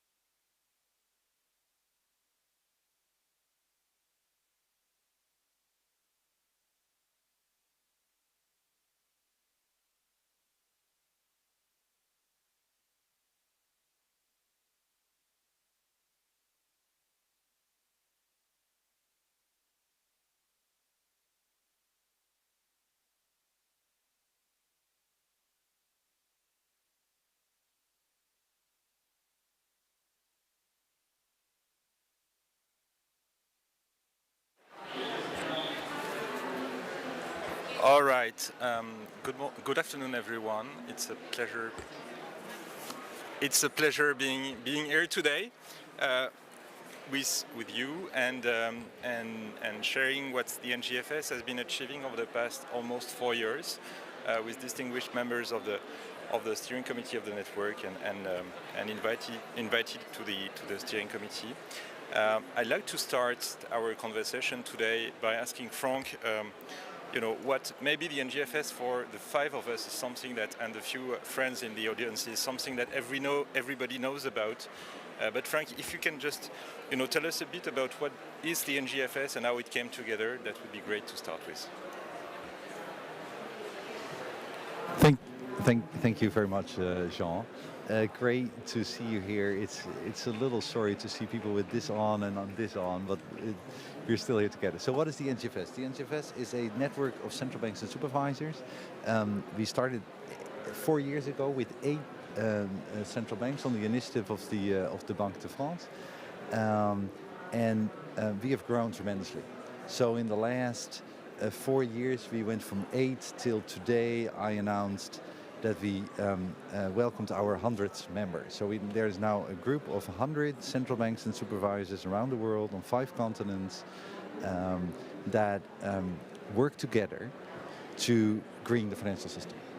And we look at all our tasks. So we look at supervision of banks, we look at macro financial stability, we look at monetary policy, we look at data gaps, because you need lots of data, and we will hear more about that in a second, I guess, in order to manage your climate-related risk. And actually that is maybe also important to underline. The reason why central banks and supervisors are engaged in the whole climate discussion is because we now understand that climate-related risks lead to financial risks. And that is something that that the banking supervisors, insurance supervisors, but also central banks more generally, have of course been dealing with for ages, and some for centuries. So here we are. I could speak for hours, but I don't want to. Because I want to celebrate that I'm here today with Sarah Breeden, with Fernanda Guardado, of course also with Sabine Maurer, and Jean Bassineau, who chairs the Secretariat. And so you will be hearing from my colleagues, and they will go in more detail as to the work of the NGFS, the Central Banks and Supervisors Network for Greening the Financial System. Jean, over to you. Thanks, Frank. And I'd like to turn to you, Sabine. You're an executive, a board member of the Dutch Bundesbank, and you've been, the Dutch Bundesbank has been part of the network from the very beginning. Can you tell us a bit more about, how you came to look at these questions and what it meant for you to look at climate change in the context of your mandate? Yeah, sure. The question, and just Frank raised it, is: are really central banks? Do they have to, play a role in the whole story of climate change or every environmental issues? And especially the central banks, who are very, conservative about the mandate, have a very clear and a deep look at. Is this really something this is covered by our mandate? And as Frank pointed out, we started with realizing that climate risk is a source of financial risk, and especially a transitional risk, but also physical risk, right? And so in a nutshell, this is why we started getting involved. And if you ask me what exactly are you doing there and how is this covered by your mandate, let's start and have just a look at monetary policy. So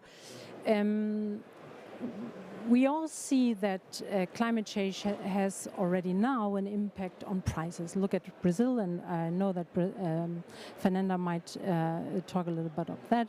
We see food prices rising. We see housing prices in other jurisdictions rising. We will most probably see energy prices rising due to climate policy. So it definitely will have an impact, and has already, on inflation, on price dynamics, and so on. So This is why it also matters for monetary policy.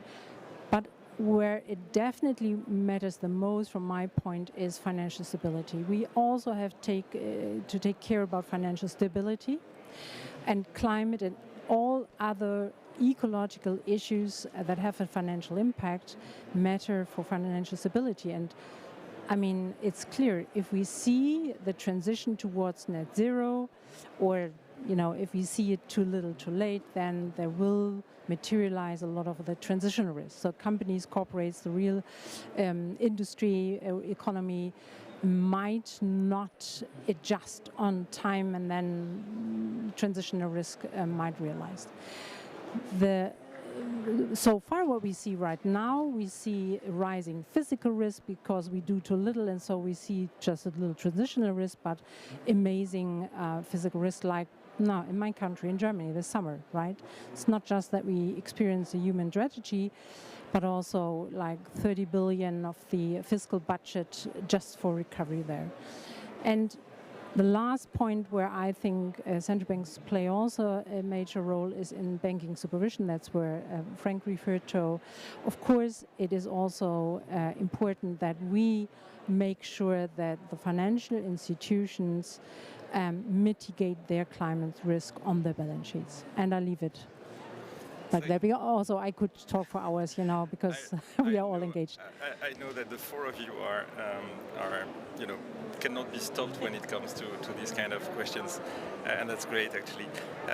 Turning to you, Sarah, so you're an executive director at the Bank of England in charge of financial stability, and you've been leading the work of the NGFS on NGFS scenarios, which is in our community starting to be a household name. Congratulations for that.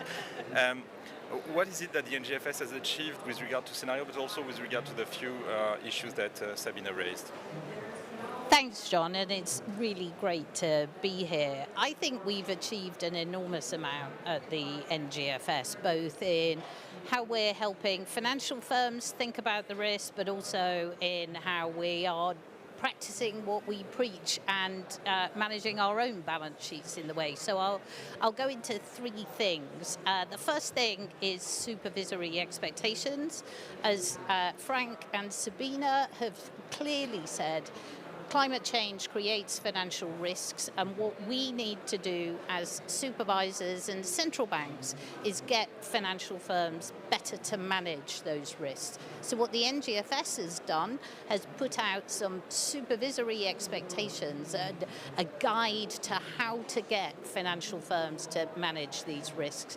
And already 47 central banks and supervisors around the world have adopted those expectations and are pushing them through their financial systems.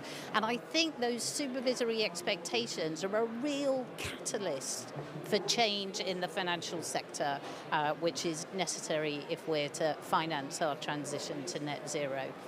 Our scenarios are really key as well. As Jean said, they're a household name. What the scenarios do is look forward and try and paint a picture of what our economy and what financial risks we might see in the future if we don't change our carbon pathway, if we do change our carbon pathway, if we transition late. And by looking to the future, we hope to drive different decisions today. We can stress test our financial institutions, they can stress test their customers, and we can all therefore start driving the economy in a different direction. And already more than 20 central banks have undertaken to use those scenarios. The final thing I'd say, under Sabina's leadership, we have been working out how we, as financial institutions and as corporates, can practice what we preach and manage our balance sheets differently and do our own disclosures. You'll have heard a lot today about the importance of disclosures so that markets can price risk correctly. We've been doing that as well. It's a huge amount of work. We could go on for hours, but I'd better stop. Jean. Thank you, Sarah. Turning now to Fernanda. Fernanda, you're Deputy Governor of the Banco Central do Brasil, I mean, your institution joined the NGFS after it was started, so you certainly have seen some benefit from joining, or you expected some benefit from joining. What was that, and I mean, did we live up to your expectations after you joined?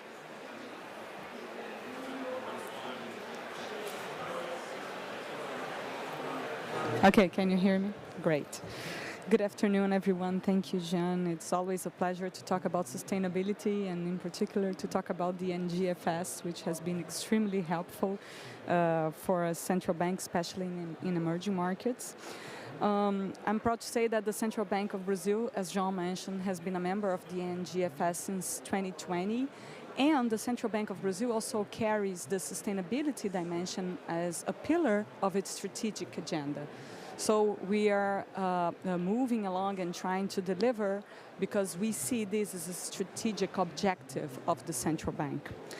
So let me start by saying that tackling climate change and the challenges, the massive challenges that come with it, it demands a global answer.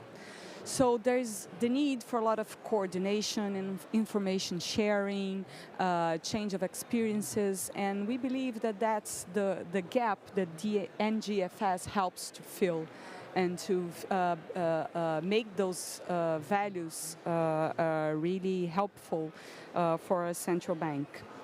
So we could say that it's difficult today to talk about the roles of central banks in sustainability without talking about the NGFS.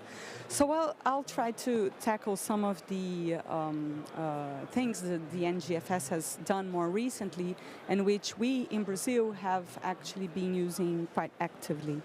So since the publication of the April 2019 NGFS comprehensive report, members have acknowledged that climate-related risks are a source of financial risk, and that more work and practical deliverables were needed.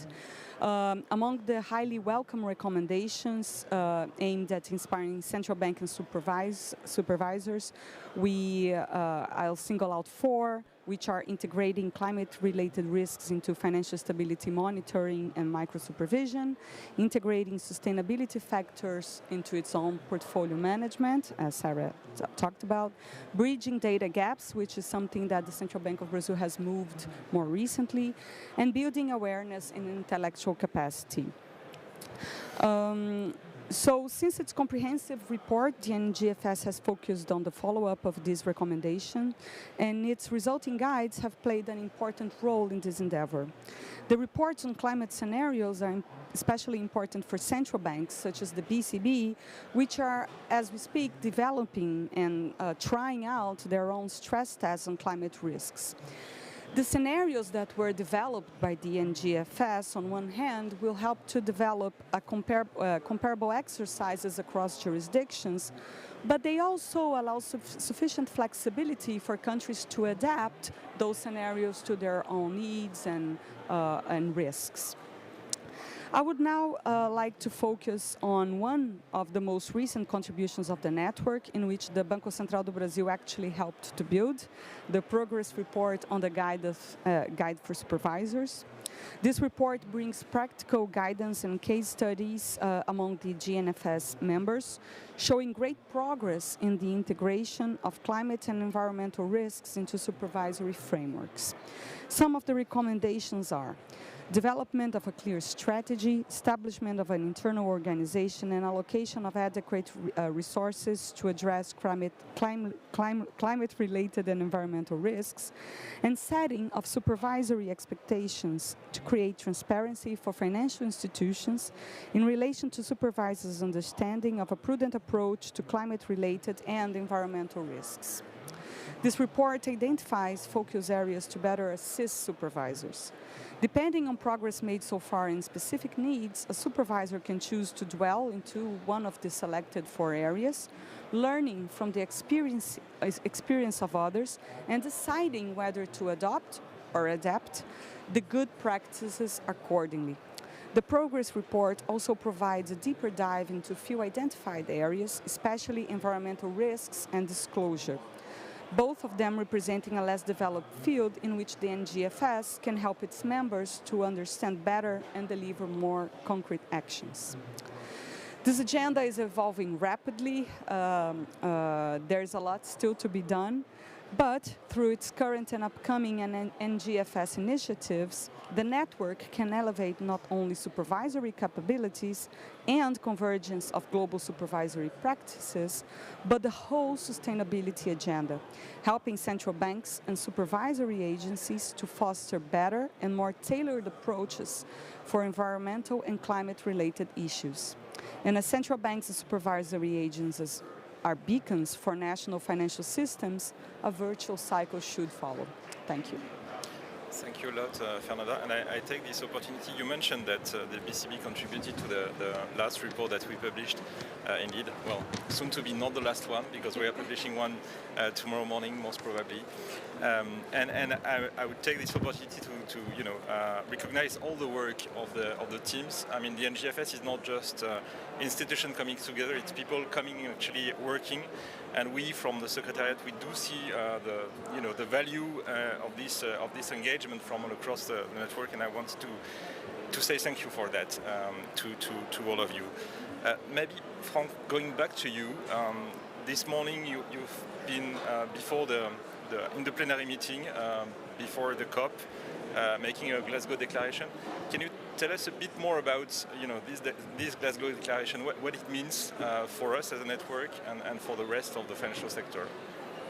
Well, thank you very much, Jean. And before I do that, and I'm pleased to tell about the Glasgow Declaration, but I also want to thank you and via you, the Secretariat, because we would have certainly not been able to do this without this wonderful support. So thanks a lot.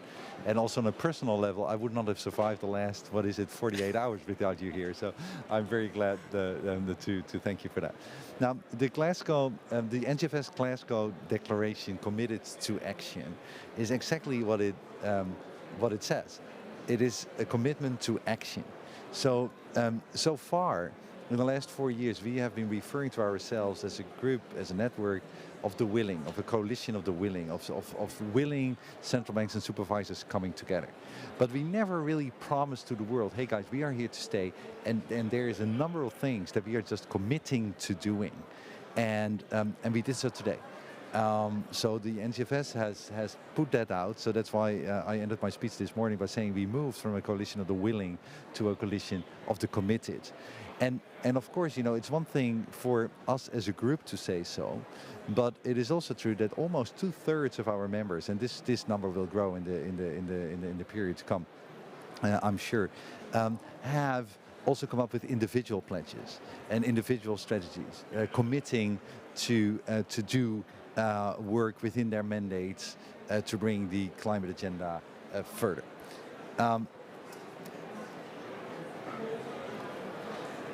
Do you want me to stop here, or do you want me to kind of like wrap up? Maybe you have more questions on your mind. I'm not sure.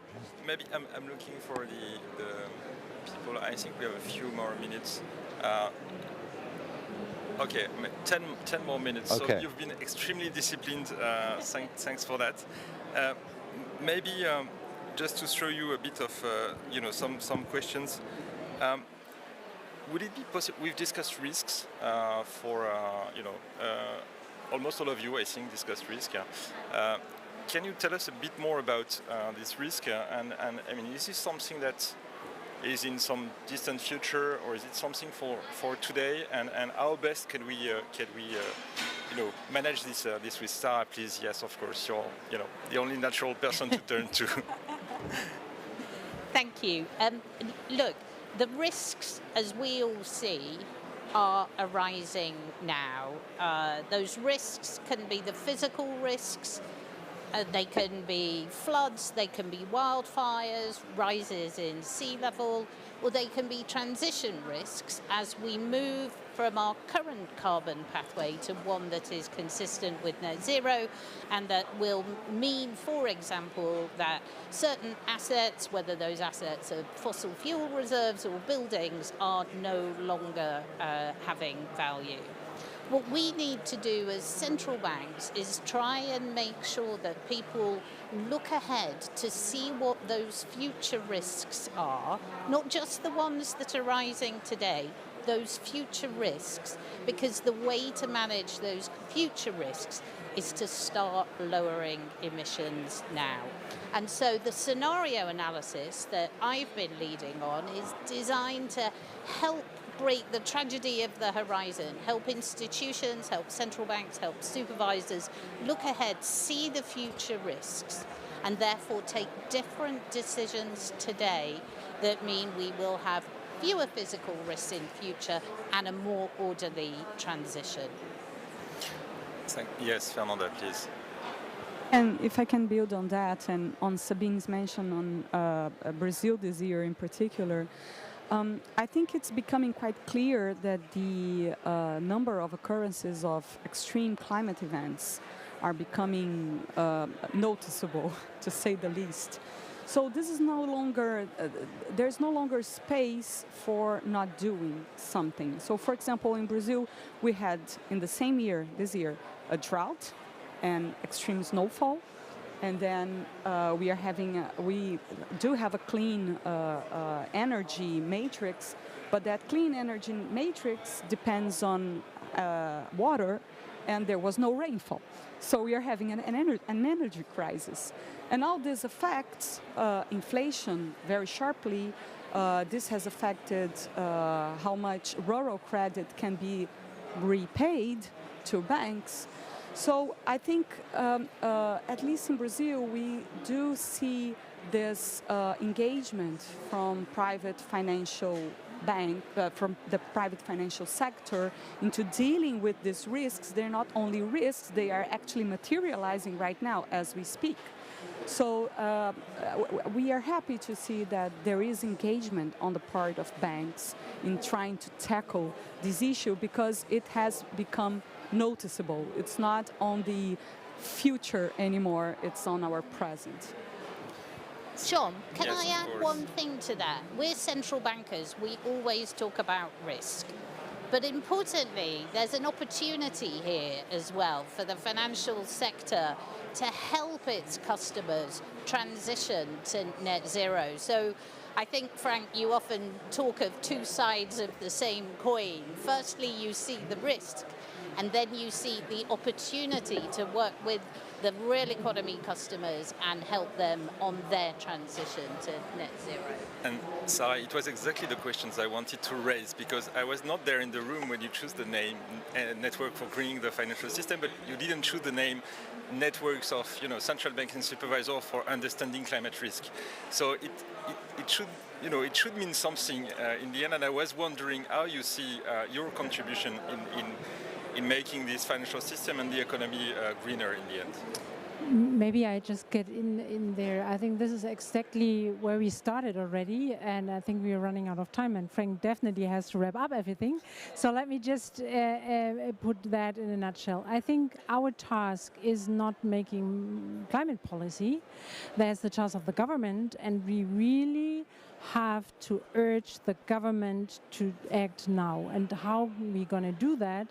By especially pointing out and working out the major risks they are facing and making clear that transitional risk and costs are temporarily and much lower than materialized physical risk. I stop there. Thanks a lot, Sabine.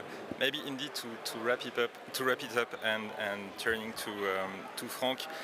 There's something we haven't discussed, but that is part of the DNA of the network, which is exploring new topics. And there are some works currently ongoing. Perhaps, Frank, if you could just to conclude, tell us a bit more on that. Thank you, Jean.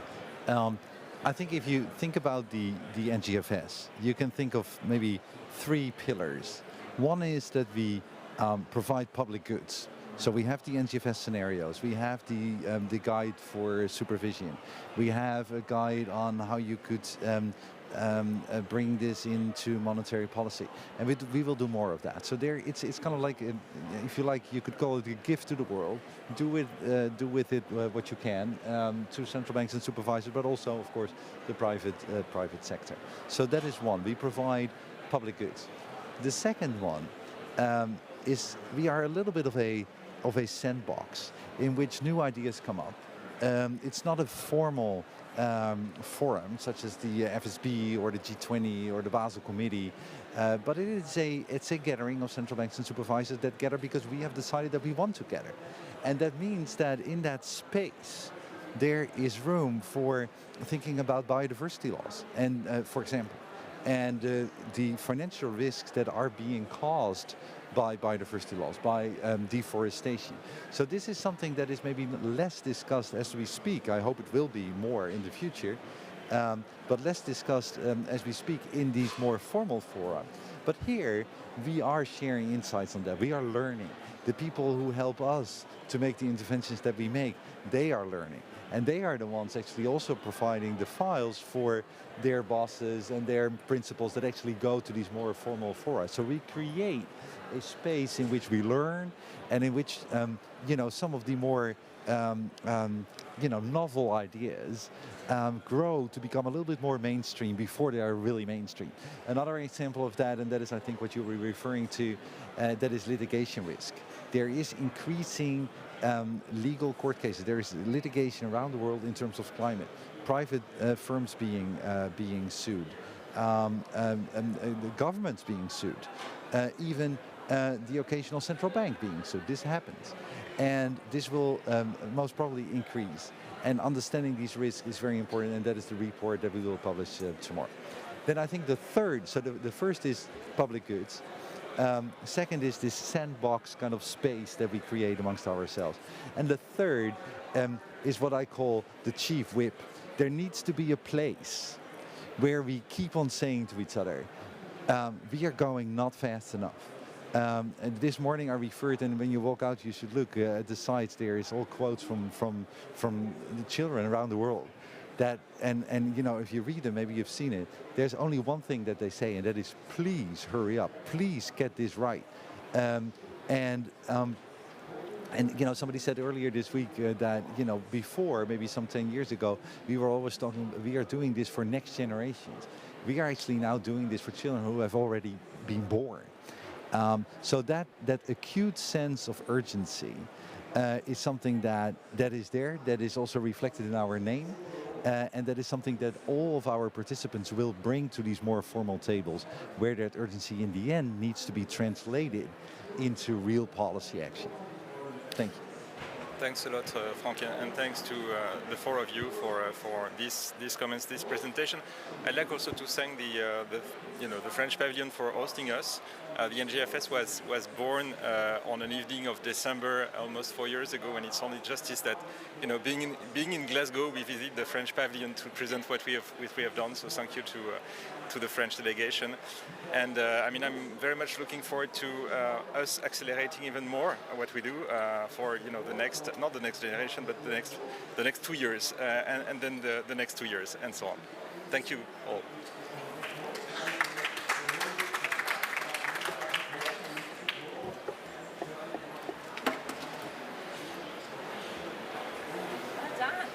Great, thanks. Sorry? It's the first time. It is indeed. No, WebEx.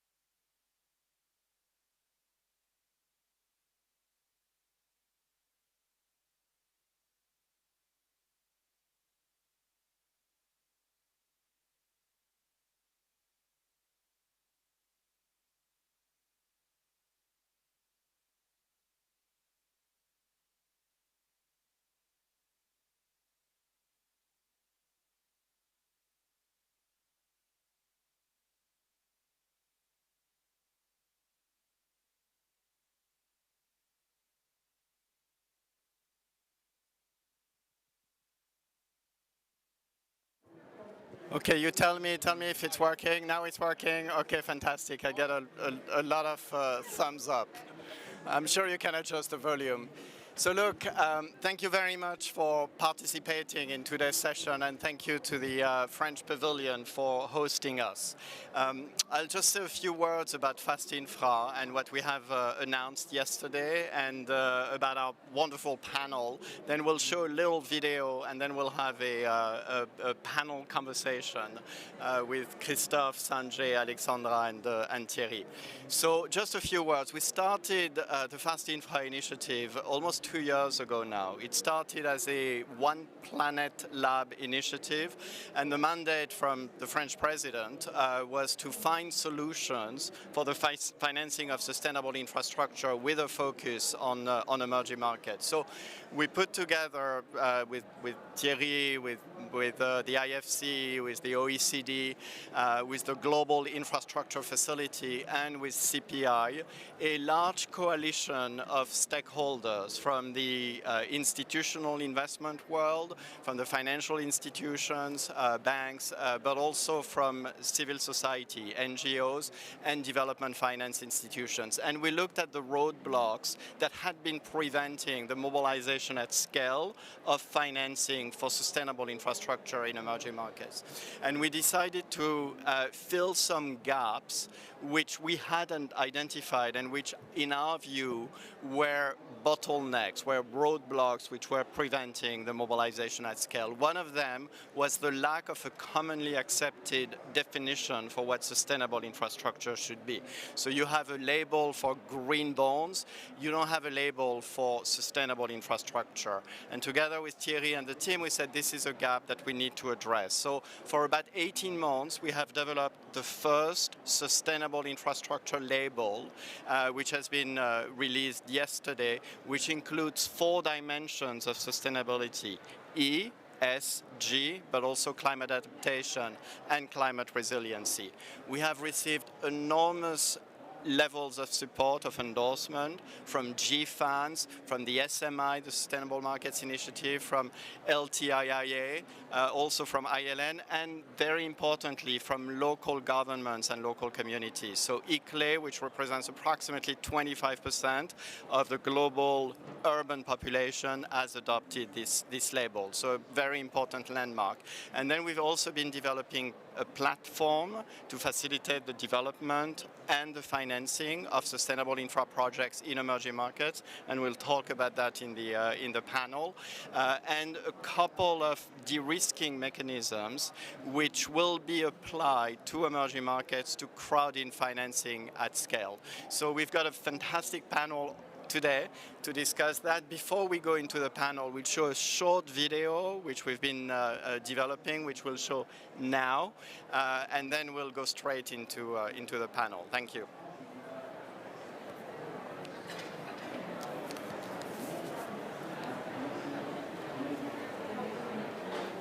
Sustainable infrastructure has never been greater. With a growing climate crisis and the impacts of COVID, we have the impetus to ensure the development of sustainable infrastructure that contributes to economic development and social progress, in line with the SDGs and the Paris Agreement. As Global Director for the World Bank's Infrastructure Finance, PPPs and Guarantees Global Practice, I can say that we are fully committed to these goals. We remain steadfast in helping prepare well-structured sustainable infrastructure projects and unlock innovative finance to scale up the crowding in of more private investments. Fast Infra's development of a sustainable infrastructure label is a crucial industry-led tool. It informs project planning, prioritization, and design upstream, while sending clear market signals further downstream to help investors align their decisions with environmental, social, resiliency, and governance needs. Efforts like these demonstrate the power of partnerships and offer a clear pathway to close the infrastructure investment gap while promoting green, resilient, and inclusive development. I'm thrilled to see the momentum the Sustainable Infrastructure label is mobilizing.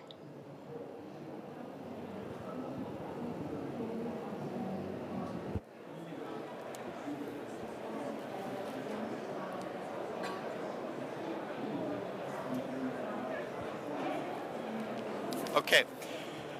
So that was an endorsement from the World Bank, which has been a fantastic partner of the development of the Fast Infra label. So let's start the panel conversation with Thierry, with you first.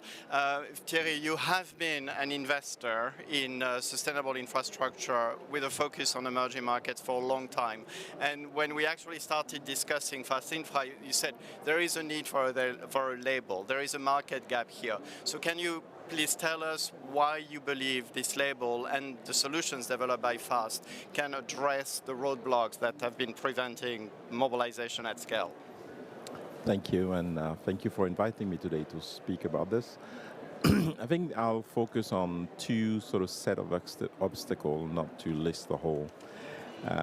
That actually led to a number of the products that are being presented with Fast Infra. I mean, the first set is about implementation, and implementation has been very, very difficult in the emerging market in terms of delivering infrastructure for two main reasons. A real lack of human capital, skilled human capital to actually deliver those projects, to actually build those things from the outset. So the early stage of project preparation has been the poor parent of all public policies, despite all the money that is being thrown at it in terms of being mobilized. But what is really missing is the pool of human capital on both public and private side. On private side, from the developers sometimes that are not so agile in terms of creating projects that are sustainable, and on the public side in terms of delivery as well. The other major obstacle, and I said I'll focus only on two, is this gap between the actual risk and the perception of risk for emerging market, in particular for sustainable infrastructure. And that gap actually sort of prevents investors from really being engaged with this asset class, and also prevents the scaling up because things are happening, but they are happening at a scale that is a tenth of what it should be, and probably 100th of what it should be to actually reach the goals that we're talking about. So that perception of risk, I think, could be very much improved if we were able to put a label, because this label will carry an idea of an asset class, but this label will also carry a certain analysis of the risk supported by these infrastructure projects that are actually labeled as such. So it is important that label will have two goals. One is to try to unify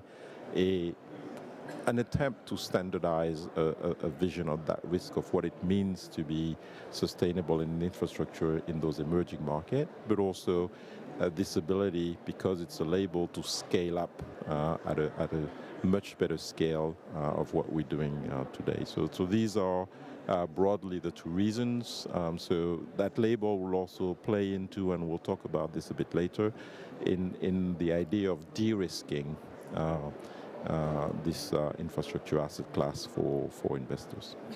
Thank you. Thank you very much, Thierry. And you mentioned de-risking, and you mentioned the need in many instances for collaboration between various actors.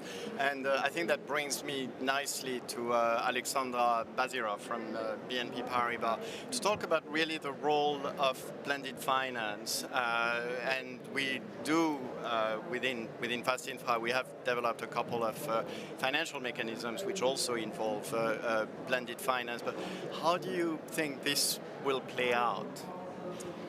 Well, first and foremost, it's great to be with you all today, and echoing very much on what Thierry mentioned in terms of the confidence and how the private sector can really work with the public sector. We mustn't forget that the public sector has been very heavily involved in supporting such projects in the emerging markets world. But fundamentally, as we all know, the investable gap in sustainable infrastructure, especially in the EM world, very much is in that 2.5 to 3 trillion requirement. So they on themselves cannot mobilize that amount of capital. So it's very important that the private sector, along with the public sector, work together.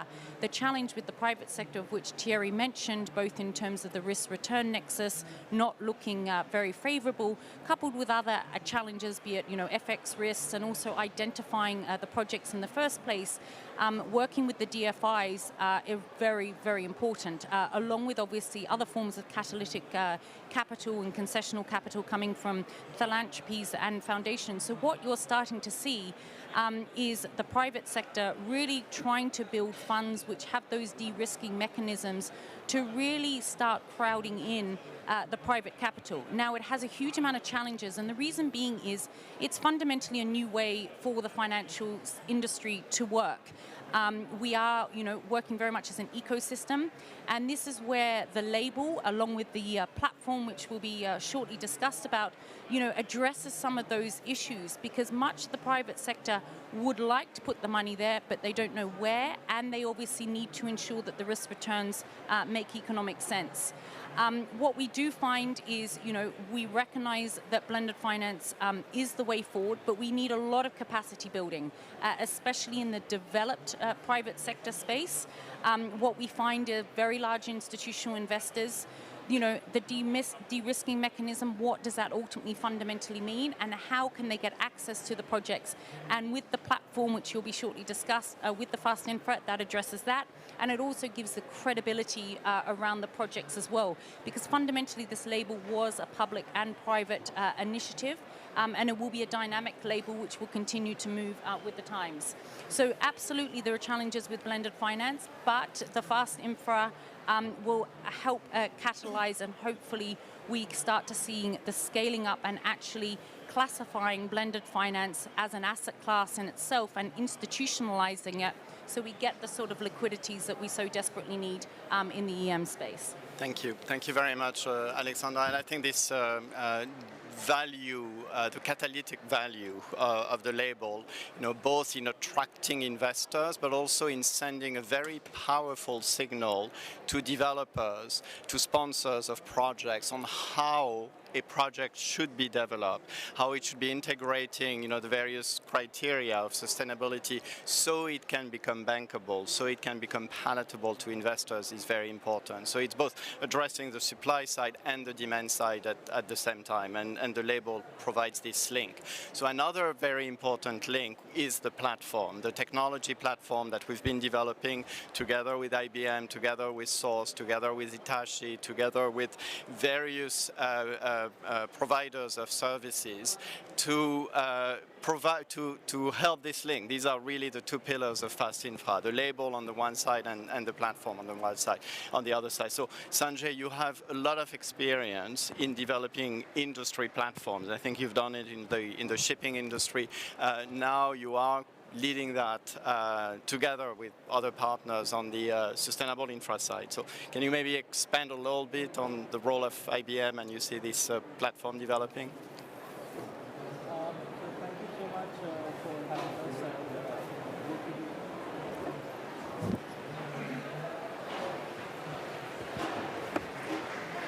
Hi, I think we're going to play a video first, so we'll watch the video. Stable climate, a vibrant nature, a peaceful and prosperous society. To make this happen, we need urgently to transform our infrastructure, make it better, sustainable, and more resilient everywhere in the world now. To address this challenge, we, governments, developers, equipment and service providers, banks, investors, advisors, insurers, auditors, rating agencies, need to trust each other and reach consensus on every project. We have the demand, we have the technologies, we have the capital. We need to rethink how we produce, share, access, and use data. Designed in the One Planet Lab by HSBC, IFC, the Global Infrastructure Facility, and the Climate Policy Initiative, we, Fast Infra, are a public-private joint initiative coming together to think and do infrastructure differently. The Fast Infra platform is a new common data standard and a secure ledger aiming at collecting and managing, transparently and reliably, an unprecedented amount of authenticated data and better deliver sustainable infrastructure for all. With the Fast Infra platform, we aim to radically improve the terms on which governments procure the quality infrastructure they need, speed up the development lead time, improve operation, monitoring and governance of assets, simplify due diligence and project finance, enable infrastructure to become a transparent and liquid asset class, and most importantly, provide sustainable and affordable services for all. We designed the Fast Infra platform to support a new ecosystem of dedicated services, applications and tools based on reliable and shared data to assess every asset's bankability, sustainability, compliance, liquidity, impacts and much more. To achieve a sustainable future for all, the Fast Infra platform is bringing human cooperation to the next level. The Fast Infra platform is a constantly growing and evolving multi-stakeholder partnership. We welcome all interested stakeholders to join us and build the infrastructure of a sustainable future for all. Join us.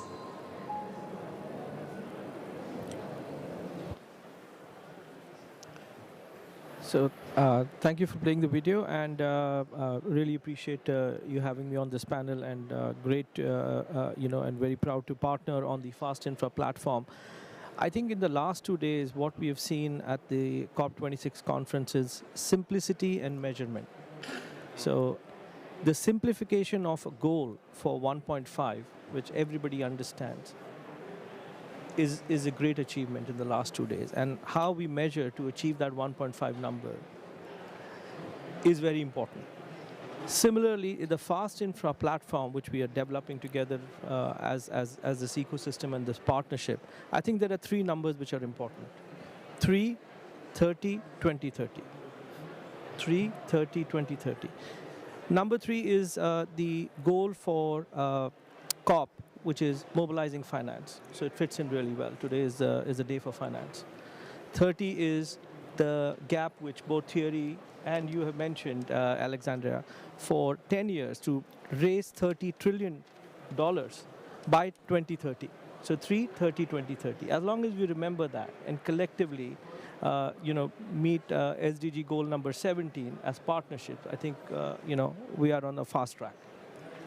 Now, in terms of, as you mentioned, Chris, IBM is very proud to partner in terms of the designing and development of this platform. And we have been doing this for a lot of the industries. And the 2 big ones for me are shipping and the food industry. And I'll take shipping as an example. Now, when you look at what we do in terms of leveraging blockchain, AI, and hybrid cloud to develop a digital ecosystem of connecting partners and global governments, trade bodies, financial institutions together, we partnered with Maersk as the anchor client. If you look at the $12 trillion of the shipping for container, where 50 million containers are shipped, there are numerous documents. One container from China to the US takes 200 pages of printing.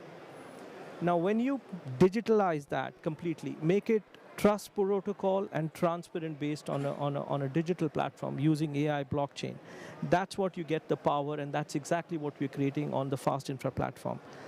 And that, when we started with Maersk, and this is the beauty of what Fast Infra platform will do, is once we've initiated that and get it out in the market, we started with Maersk. Today, 5 of the top container shipping companies, so 60% of the shipping traffic on container is on that platform called TradeLens.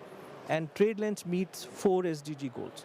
So very powerful platform which we developed. The same replication is what we're going to do for Fast Infra. We'll bring all the trade parties together, like you said, the supply side and the demand side. We will build in trust and transparency to make sure that we meet our goals for 3, 30, and 2030. Yeah. Thank you. That's fantastic, Sanjay. And that brings me very nicely to one platform that exists already, that has been working very closely with the multilateral development banks and has been an anchor partner of the development of this fast infra platform, and this is done by SIF Source. And I think, Christophe, you can shed some light on first of all, what Source has been doing and how you envisage the development of Source into that platform and this concept of an end-to-end mechanism that will facilitate the origination, development and financing of infrastructure assets. Thank you, Christian, and thank you for inviting me to on this panel. The first point I think is that the fact that the MDBs are also pushing to have Source working with Fast Infra also on this platform is also a commitment that the MDBs are also trying to work as a system, and they have different initiatives that they have been developing. The Global Infrastructure Facility, so is one. The other one is also the Infrastructure Cooperation Platform at the G20, and you also have GEMS, Global Emerging Markets Database. They collect a lot of data, and Source. And this is where Source fits into the design of the platform, because it will be at the beginning of the data collection process. And this is one of the major problems that we have in different infrastructure initiatives, is to go at the source, basically to go at the public sector level and to systematically collect all the project information that they have. And it has to be embedded into their operation, it has to be in their language, but you also have to follow a certain standard in order to standardize infrastructure, but also to make sure it represents the country specificities. And this is the pillar that we have developed with IBM, InfraClear, EPPF, LiquidNet, and the others, in order to make sure that what can we do with the platform in order to deliver faster infrastructure through a seamless flow of data from pre-origination to the end of the cycle. And what is interesting is that we brought the beginning of the Fast Infra platform to the users, to the governments, and I'm pleased to say that in just a few weeks we have 5 countries that have put 11 projects on the platform. So we're talking about more than $8 billion that have been now published, and that will be the beginning of the Fast Infra platform. We're talking about green hydrogen, energy efficiency, transport, water project, and dam. And what is interesting is the feedback that they had is that we believe that it has to happen. We also digitalized the Fast Infra label, the SI label, into Source. It has been used for all those projects, so they were able to see how they were performing against the first version of the SI label, because it will evolve, as it was mentioned before, and it will also be managed by a secretariat and a database. But the point is that to show that $8 billion going through the beginning of the platform, 5 countries at the presidency level. So we had South Africa, Ecuador, Mexico, Uzbekistan, and just looking at my sheet, and Brazil. And they were able to go through the whole process in just a few weeks. And now they have been asking to get feedback from the investors. So it would be good to ask the investors from Fast Infra and to get their sense on what should be improved from the label, what should be improved from the platform. And at the end of the day, we are basically showing that the beginning of the platform can work, and we just need to continue to roll it out. And the MDBs are behind it. They are just asking, let's get the platform out there to our developing member countries.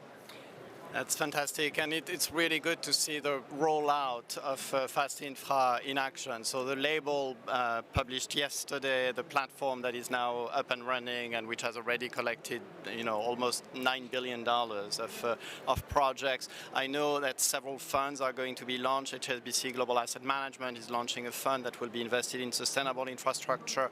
Together with Temasek, we also launched a joint venture to finance sustainable infrastructure projects in Southeast Asia, which will be following the label.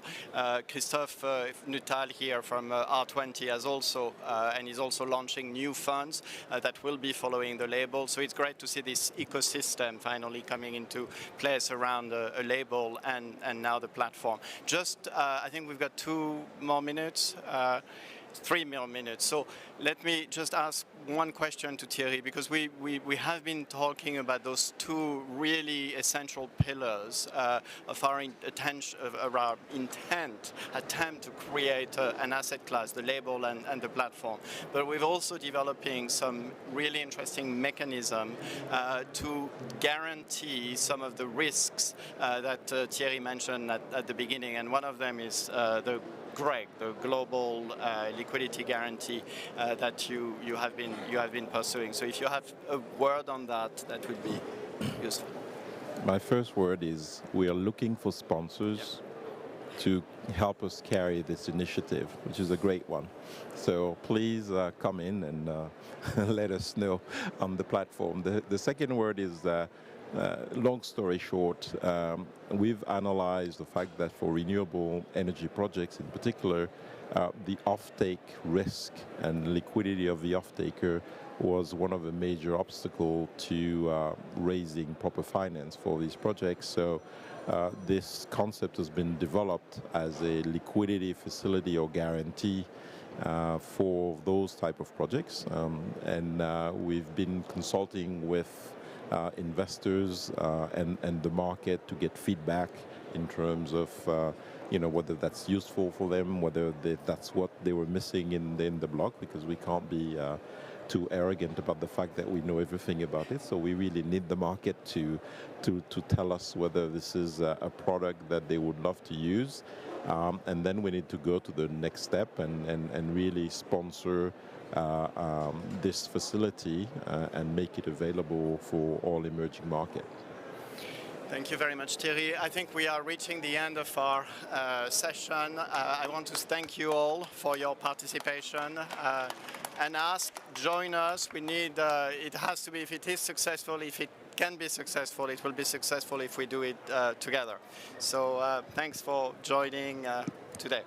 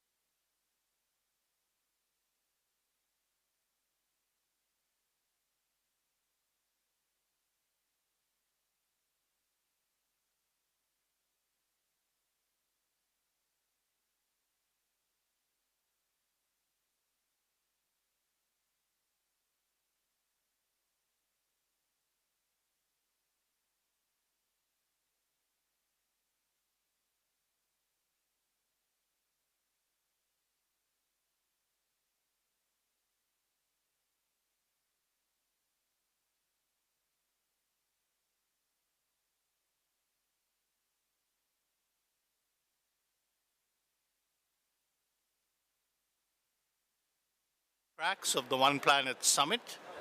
There are two other tracks. There's one on carbon pricing, and there's one on food and sustainable food. So this panel will begin with a video presentation by Bertrand Badre. He's the Chief Executive of Blue Orange Capital. And then I'll introduce the panelists after that. So if we could have the video, please.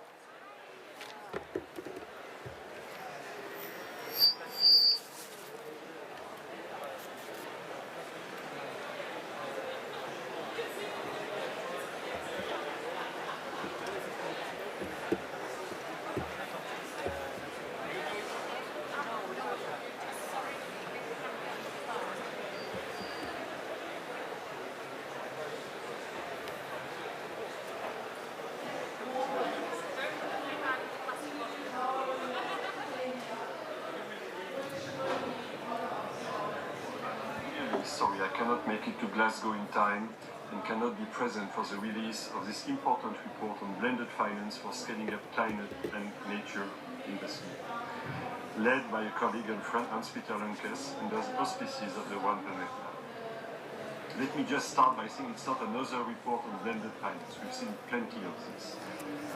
This report is taking stock of both the literature and the experience on the ground accumulated over the past years. The key messages will be highlighted by my colleague Amar Bhattacharya, who can be on stage, but let me emphasize a few points.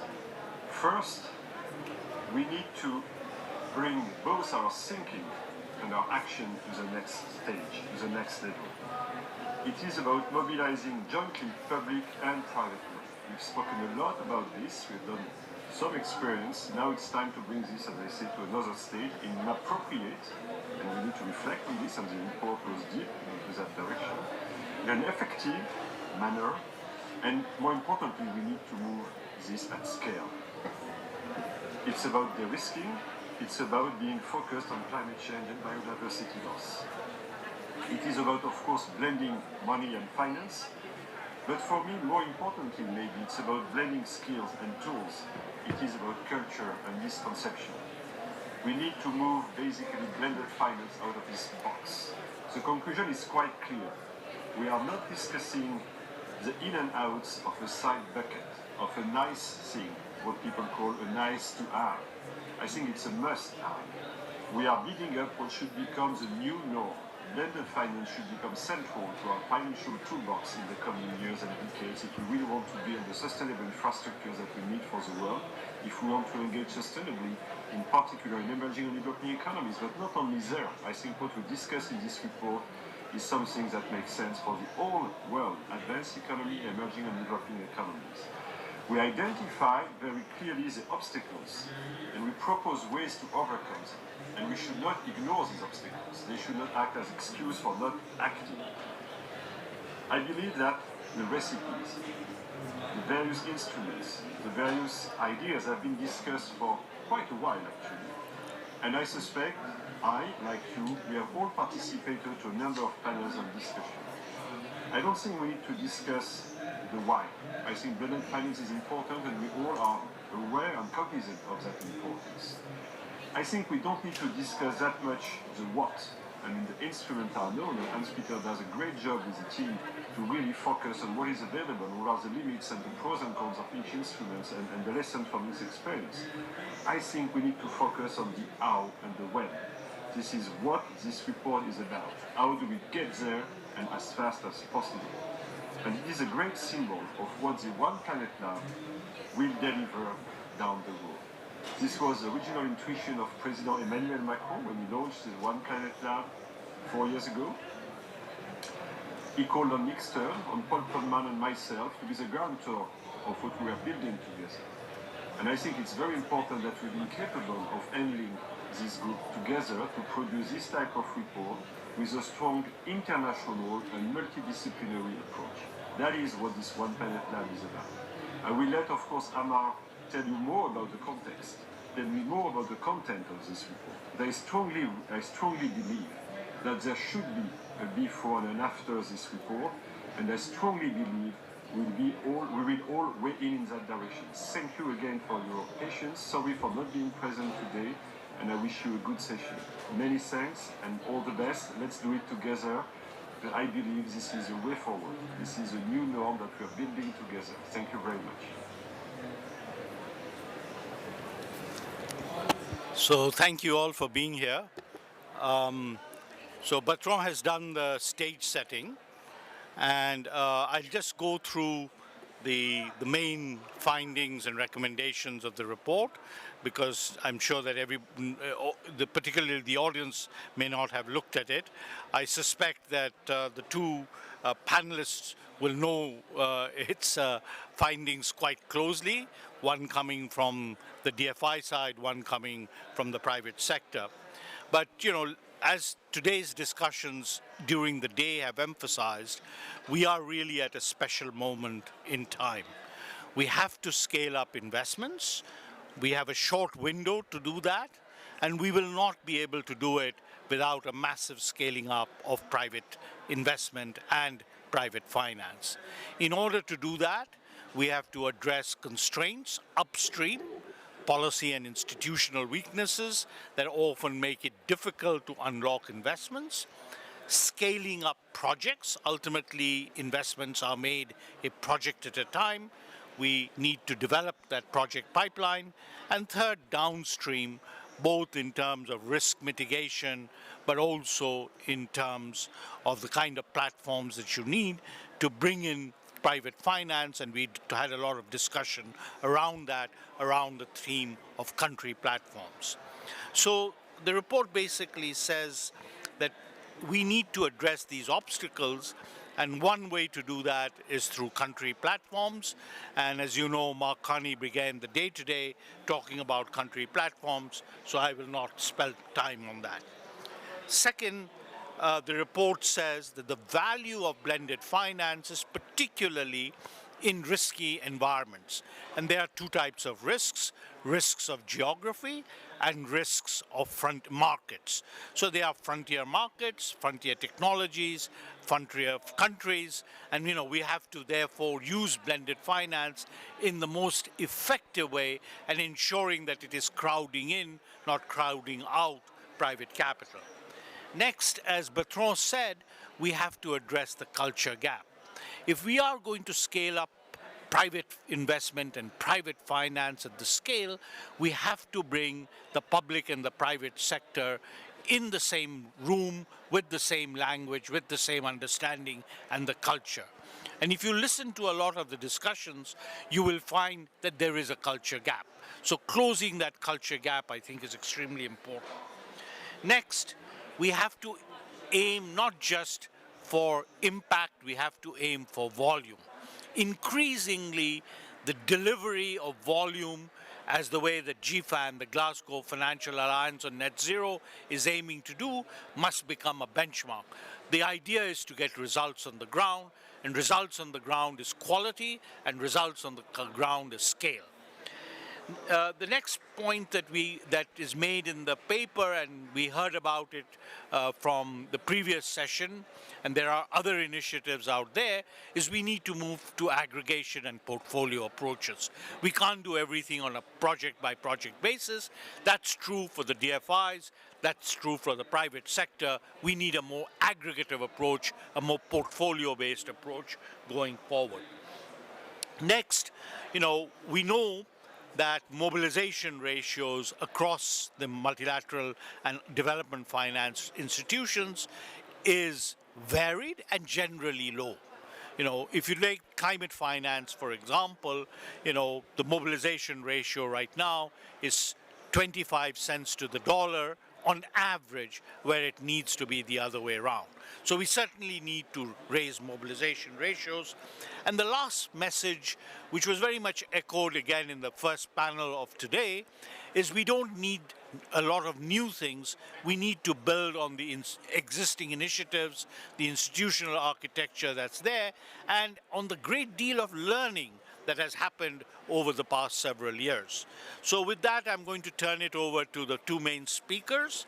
And they, as I said, come from very complementary perspectives, but with a very strong focus on the blended finance angle.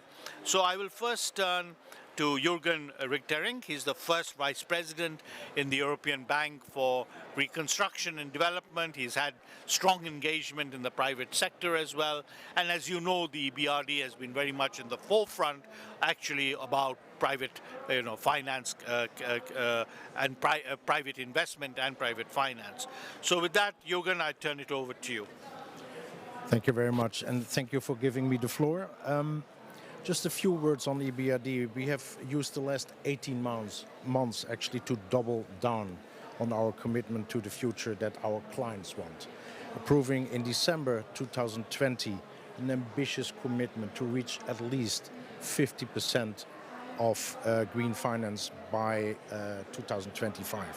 And then approving a resolution by our governors in July of this year that commits the EBRD to 100% Paris-aligned lending by the end of 2022. So I think from that perspective, we're leading from the front.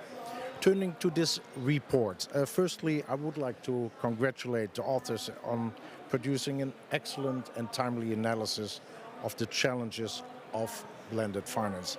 It is indeed a very good summary of the ecosystem of initiatives, institutions and products that have emerged over the past several years.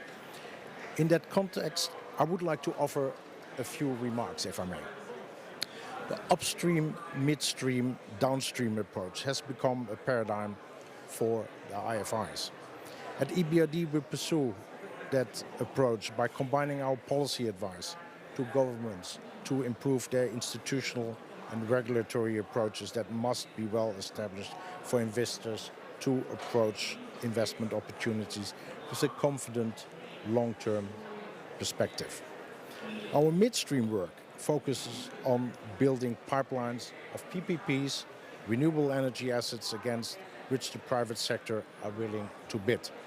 Our project preparation approach has now reached 40 tenders across energy, transport, municipal and social infrastructure for a total value of nearly 10 billion euros, with particular successes in critical countries like Ukraine, Egypt and Uzbekistan, to just name a few. Finally, the downstream financing ties it all together. There is often significant work to be done with the selected sponsors to arrive at financial close. This is where EBRD brings in further additionality by opening investments to other. Hence, mobilization of the private sector is crucial, as the report rightly points out, I might add. A few words on mobilization. We're meeting the challenge to do more. We're in the final stretches of approving a new mobilization approach that will effectively double our mobilization target by 2025. Again, this 2025 target.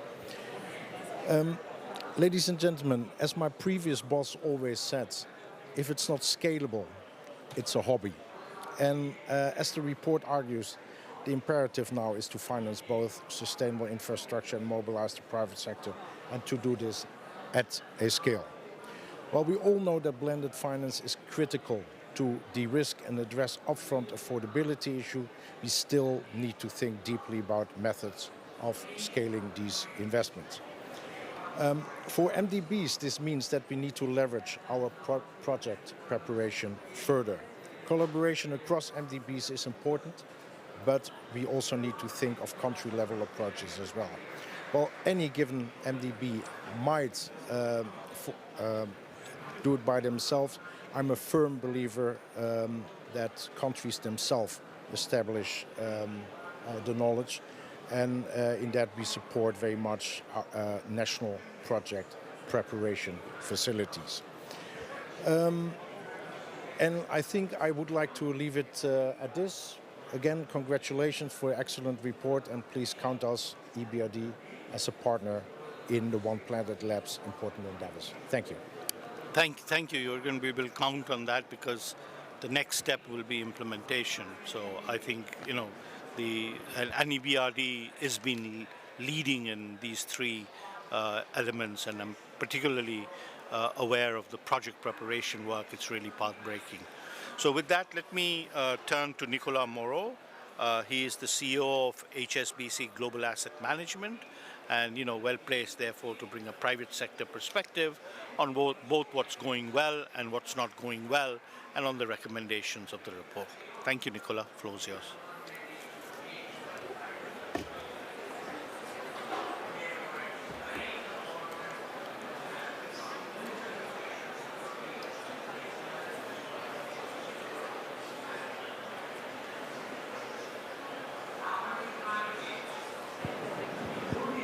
Thank you. This is how MDBs can help actually the private sector as well. Exactly. Thank you very much. So I was just trying to say before, I very much agree with Jürgen's comments that this report is excellent because it conceptualizes issues that we have been dealing with as asset manager in trying to connect, in fact, investors to projects. And often in conditions that are quite difficult because some projects are not bankable. And the way this report is conceptualizing why a project is not bankable is very interesting. So when you try to restore biodiversity or to restore lands so that they are more effective in terms of carbon capture, and in emerging market, for example, this is not something that is bankable. That's not something that is giving you any return. So you need to find ways to get this return. So going to a country and restoring, for example, mangroves in Bangladesh or in Indonesia against the carbon credit for 10 years or 15 years is a way to make this possible. But then you need to work with the government to make this possible. So there are ways to work either on this example with government to make a project which is would have been very difficult to put in place a few years ago. The other extreme would be to work with the AFC or the IBRD to deploy capital in projects that are too risky, with first losses or with subordinated debt, which allows in fact to take public money and to leverage it. So, for example, if we can, with 100 million of public money, raise 400 or 500 million euros on the side, then we can leverage the public action or the public funding by making the project we are investing in more bankable. So, and this report explains that very, very well. And we have, as asset manager, this experience either through Climate Asset Management, which is our joint venture with Pollination, that is investing in projects to regenerate lands, or with projects in green finance, or where we work with development banks to leverage the capital. So I think this is a very important and interesting, because that's a way to use public money and leverage it. And we need that if we want to be scalable and stop being on the hobby land. Thank you very much for those interventions. Since we have a little bit of time, I'll ask a couple of questions. So one question is about specificity of risks that the private sector is worried about in emerging markets and developing countries, and what the DFI partners can do to tackle those risks. So I'm going to give the traditional ones just so that we have a list and then you can react to it. So one risk is, of course, particularly around early stage risk, when banks like yours are perhaps better placed than, not the bank side of your institution is better placed than the asset management side, because banks are better at that stage, working in partnership, I would say, with development finance institutions. Another risk that is particularly, intense in this space of climate sustainable infrastructure is currency risk. How do we deal with currency risk?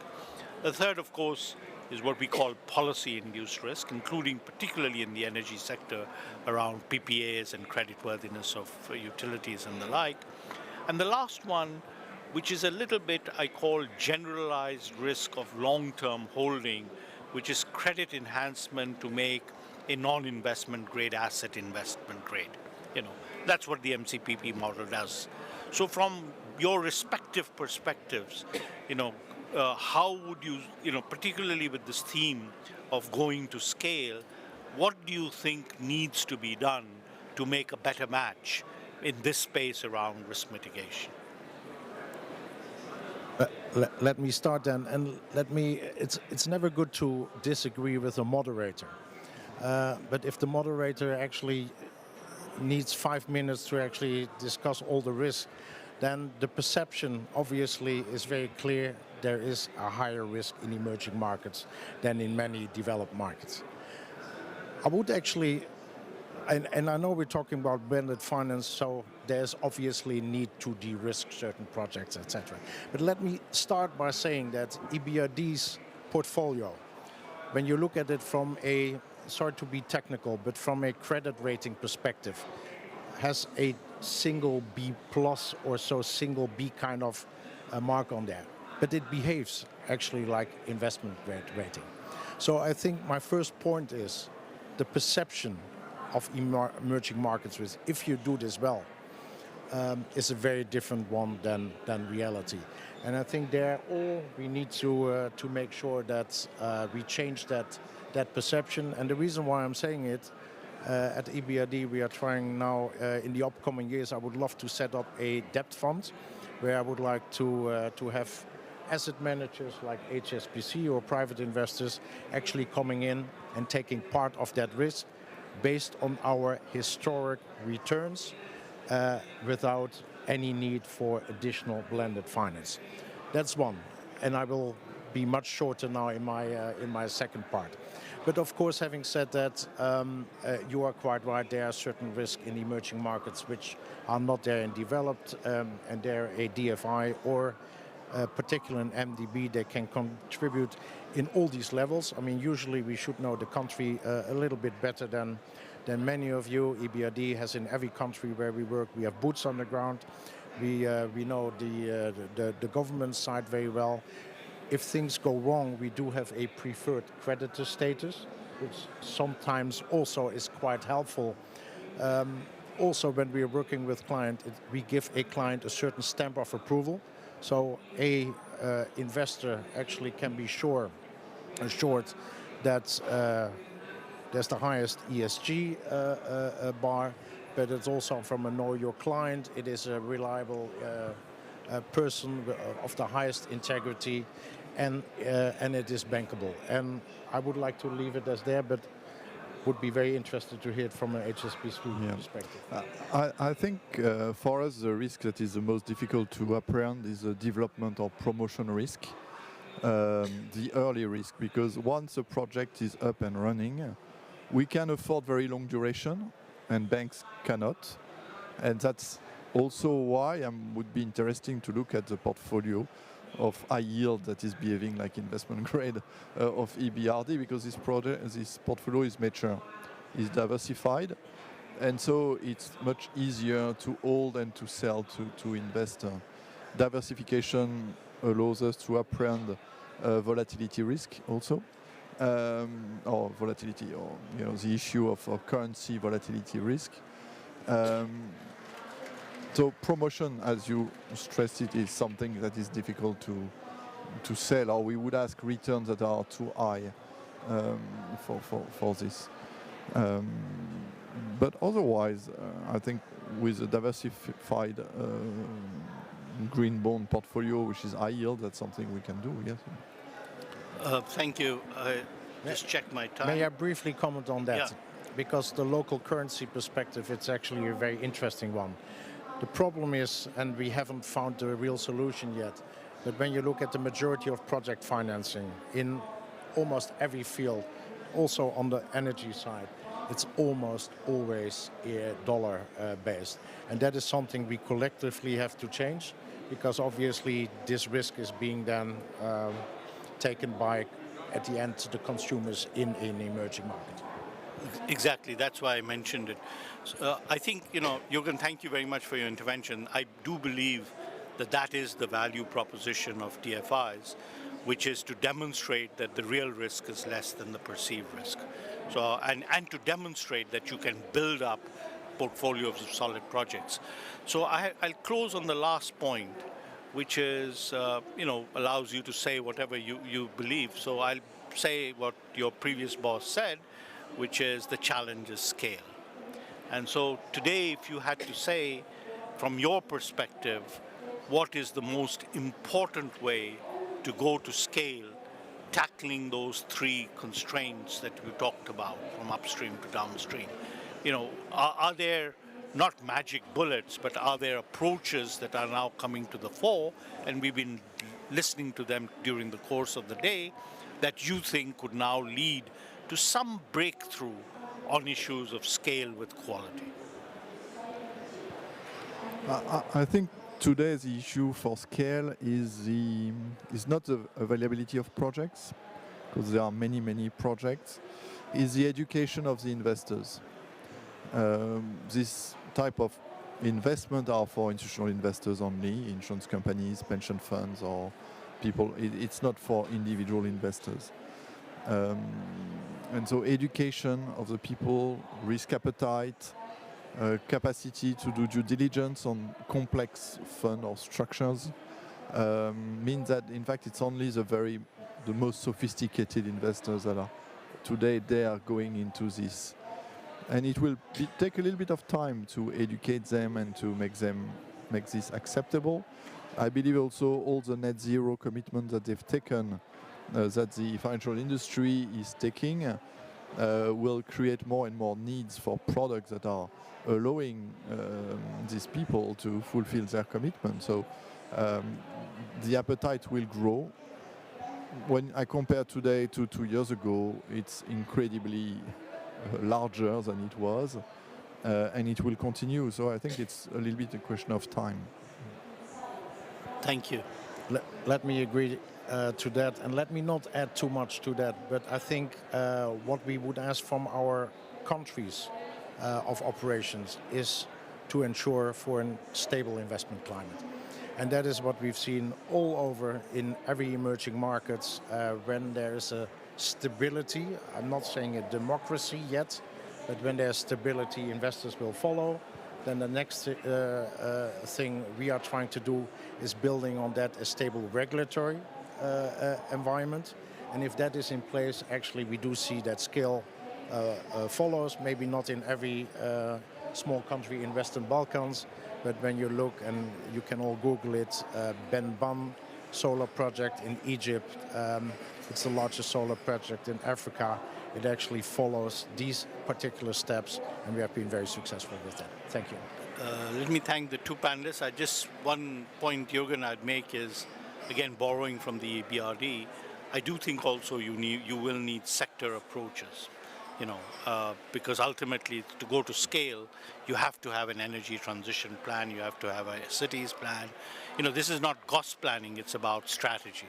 So I'll leave it at with that. I think we've had great, I recommend this paper to you. I have a vested interest. I did contribute a bit to it, but it's a timely paper. I really thank the One Planet Lab and my colleague Thibault, who led this exercise, and of course to Hans-Peter Lankes. He is of EBRD pedigree, so I'm sure he's good. But I know him for only 3 decades, but he's it's been real pleasure working with him on this paper, and we look forward to taking these discussions forward in the One Planet Lab. Thank you.